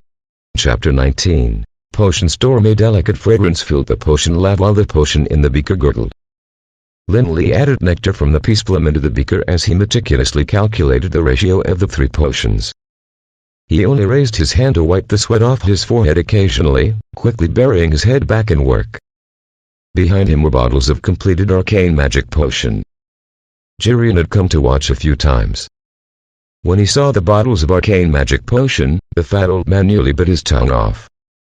It had been on his mind even without looking at them, but now that he had seen them, he was behaving like an aggrieved woman who hadn't been satisfied for decades, refusing to leave the potion lab and insisting on getting 2 bottles for him to have a taste. Lindley tried every possible way to dissuade him, but eventually he got him a bottle and sent the aggrieved hag away. Other than that hag, Kevin also dropped by a few times to take a look. But the young mage was much more restrained than the fat old man. After greeting Lindley at the door, he would squat in the corner and draw circles. When something happened, he could also help Lindley. All they wanted was to witness the skills of a potion master. It took him almost a week to use up over 1,000 gold coins worth of herbs. It was Wednesday when Lindley dragged his tired body out of the potion lab. Lindley went to Jirian the first thing after he came out, and the old and young pair hid in the reception room once again. Their discussion took almost the whole afternoon, and both emerged with sly smiles on their faces. Lindley could finally get a good sleep after finishing all these. Lindley was dizzy from exhaustion after so many days of work. He fell asleep and did not wake up till Friday. By the time he woke up, news had spread through Jarrus City. I heard that Jarrus Guild of Magic discovered a High relic not long ago and obtained many master potions from it. No, I heard they poached a potion master. This time, the Guild of Magic hit the jackpot. It was said that the potion master had brought a pile of potions with him from the Pharmacist Guild. Brag all you want. Who doesn't know what the Guild of Magic have been like these years? The fellows from the Pharmacist Guild have their eyes on top of their heads. If they really poached a pharmacist from them, I can chew off the spire of the Emerald Tower. I really don't know what they were thinking. Those are potions of the mastery level, they should be keeping them and drinking them in secret, but instead they decided to sell them. Damn. You few, don't leave. Lend me some money, I should buy a bottle too. Dream on. With what little money we have, it's not enough to buy a bottle. It's probably enough to buy a bottle cap. And the source of all these was a word from Jirian. This Sunday, the Guild of Magic will be auctioning 30 bottles of arcane magic potion in the Emerald Tower. The mages and Jarrus, especially those who came from the mage families, could not even remember how many years it had been since they heard of arcane magic potion. Although the Jarrus Guild of Magic had been down and out in the recent years, due to the agreement made during the Dark Ages, they could more or less get some aid from the Pharmacist Guild. Although the aid was paid for with Jirian's old face, they were still happier than the mage families. The mage families had great wealth and enviable power, but the Pharmacist Guild was not as much an object of wealth and power. Every pharmacist had the rights to look down upon all of these. The skill they inherited from the High Dynasty was in itself the most precious wealth in the world. If a potion master wished so, he could easily destroy a magic family with the flip of his hands. There were too many strong people in the world willing to go through fire and water for a bottle of potion. Perhaps only a giant like the Merlin family had a small chance of getting a master potion, but it was really only a small one. The entire Jarrus city was in a complete frenzy ever since Jirian had released the news. Competent forces were scrambling to make money. The Merlin family, determined to acquire these 30 bottles of arcane magic potion, even disposed of several properties in the heart of Jarrus City in order to gain more bargaining chips in the competition. After all, old Jirian had said that the Guild of Magic would only recognize money this time. Whoever gave the highest price would have the best opportunity, and friendship or whatnot would have to wait after the items were sold. It was said that Jirian gave a flat refusal even when Old Oaken came calling. Everyone in Jarris City knew that both of them wore the same pair of pants growing up. The Merlin family, which was just about to extend a friendly hand, immediately pulled back after hearing that even Old Oaken had been turned away. How were the properties in the city center handled? Matthew Merlin was 53 years old this year. He had been the head of the Merlin family for a decade, but he had never been as agitated as today. He paced back and forth in the living room, stepping on the soft carpet, but his mood could not be calmed for a long time. The 30 bottles of arcane magic potion was a godsend of an opportunity for the Merlin family. He had never seen any force taking out so many bottles of arcane magic potion at once. Even the Pharmacist Guild had never been so generous. When he first heard the news, Matthew Merlin, who had never let his feelings show, was so excited that he dropped his wine glass on the spot. That was 30 bottles of arcane magic potion, which meant 30 chances to permanently enhance magic power. Although this opportunity was only for mages below level 5, weren't they what the Merlin family had the most? For most mages, level 5 was a difficult gap to cross. After crossing this gap, one would be entitled to wear a long mage robe and be called respected mage. But if one could not cross the gap, they would be a pathetic mage apprentice for life. A mage and a mage apprentice. It was one of heaven and one of hell. With the Merlin family's influence now, should there be another 30 mages beyond level 5? At the thought of this, Matthew could almost see the glorious future of the family. Chapter 20. Father and Son. It's almost done. There are two places which are a bit of a trouble. The buyers are biting onto the prices and not willing to compromise. I've sent someone to negotiate with them, so we should be expecting some good news soon. Cromwell's expression was respectful, but there was a triumphant glint in his eyes. He had always wanted to prove that he was capable of managing the family in addition to his magical talent, so he had done his best to be perfect in the real estate disposal. In just one day, 5 properties worth more than 180,000 gold coins were disposed of. In such an urgent situation, he made sure the family did not suffer much loss. In Cromwell's opinion, it would have been difficult even for his father to do it better than him. Fool. But it was old Merlin's angry outburst that awaited him. The wine glass in the old man's hands fell to the floor again, and the fingers pointing at Cromwell were shaking slightly, accompanied by the sound of rapid breathing. Who told you to negotiate with them? Who gave you the rights to negotiate with them? Do you know that this is a matter of life and death for the Merlin family? You actually took the liberty of making such decisions on your own. Do you still have any regard for me? Father. Cromwell was completely dumbfounded. Old Merlin's anger was like a stick in the dark, beating him into bafflement. For a moment, the feeling of injustice welled up in his heart, and he just stood there speechless for a long time. It was his own son after all. After the scolding, Matthew's anger had subsided a little. The old man sighed helplessly. Why do you not think over it? If I hadn't been pressed for time, how could I have sold the properties in the center of the city? Did you really think us, the Merlin family, would be lacking in money? What we are lacking is time. The amount of time left for us is too short, only 2 days. After 2 days, those 30 bottles of arcane magic potion will appear on the auction. It'd be better if they could delay a few more days and I could dispose of some more properties. This way, our odds would be better during the auction. But Cromwell had no idea that old Merlin would be so determined as time. Are those 30 bottles of arcane magic potion really so important to our family? Even without the potions, we already have 40 mages level 5 and above. Other than the Guild of Magic, no one else in Jarris has this kind of power. Why do we need to fight so hard for 30 bottles of arcane magic potion? HMPH? Old Merlin rolled his eyes. He shot an exasperated look at Cromwell, a look that also expressed that he'd expected better from him. I've long told you not to hang out with those old fellows in the family, why won't you listen? Look at what they've taught you, these short-sighted geezers, 40 mages above level 5. It only looks nice. With these 30 bottles of arcane magic potion, we will come to have 70 real mages, and not some ridiculous mage apprentices. Old Merlin had a murderous glint in his eyes at the mention of this.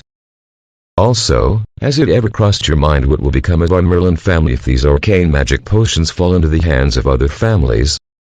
Old Merlin's words plunged Cromwell into deep thoughts. He stood there, absorbed in the meaning of his father's words. Cromwell was not an idiot, and after a few moments, he began to grasp the key to his words.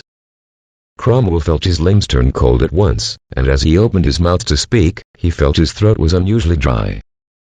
You mean? Merlin family will be replaced by other powers. Yes. Old Merlin's expression was serious. The 30 bottles of arcane magic potion may be an opportunity or a disaster for our Merlin family. I get it, father.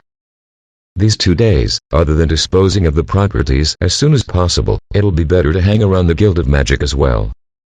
It'll be good if you can get to know the origin of this batch of arcane magic potion. Even if you can't, you'll first have to establish a good relationship with the Guild of Magic. This time, they have most likely gotten themselves a potion master. When you go, bring those few level 14 spells from the family with you. Jirian will likely understand my intentions. Old Merlin sounded a little dejected. From now on, the Guild of Magic is not the Guild of Magic of the past. Okay, I'll get right down to it. Hold on. Cromwell was just about to leave when old Merlin called him. A few days ago, I seemed to hear that you were having a bit of a bad time with the Guild of Magic because of a young mage. About this? I can explain. What was done secretly was exposed on the spot by the old Merlin, and Cromwell's expression was now a flustered one. How much do you know about that young mage? There was not much reproach in the look on old Merlin's face. I know a little. Cromwell was slightly relieved and went on, this mage is called Flick. I got to know him when I was in the Sunset Mountains. He had encountered a wyvern and I was the one who saved him. But this person did not know gratitude and wanted to deal with me again and again. Then, I heard he had joined the Guild of Magic, so I wanted Jirian to teach him a lesson. What about his strength? About level 6. Small character of little significance. Old Merlin shook his head. Your fault is that you shouldn't have let Jirian know about it. Try to see if you can rope him in this time when you go. If you can't, then... As he spoke, his gaunt fingers ran across the neck, indicating it was to eliminate the problem. Remember, if you do it cleanly. Understood. Although he had been berated, Cromwell was in a good mood when he left old Merlin's study. What could only have been done in secret was unintentionally approved of by old Merlin. To Cromwell, this was more important than anything else. With the strong support of the Merlin family, it was easier to kill a derelict of a mage than to crush an ant. As for trying to woo him, this had never crossed Cromwell's mind at all. As long as he took out those level 14 spells, even Jirian had to take him seriously. Was there any need for him to woo a down and out low-level mage? End of Part 1. Novels Hall Dynasty.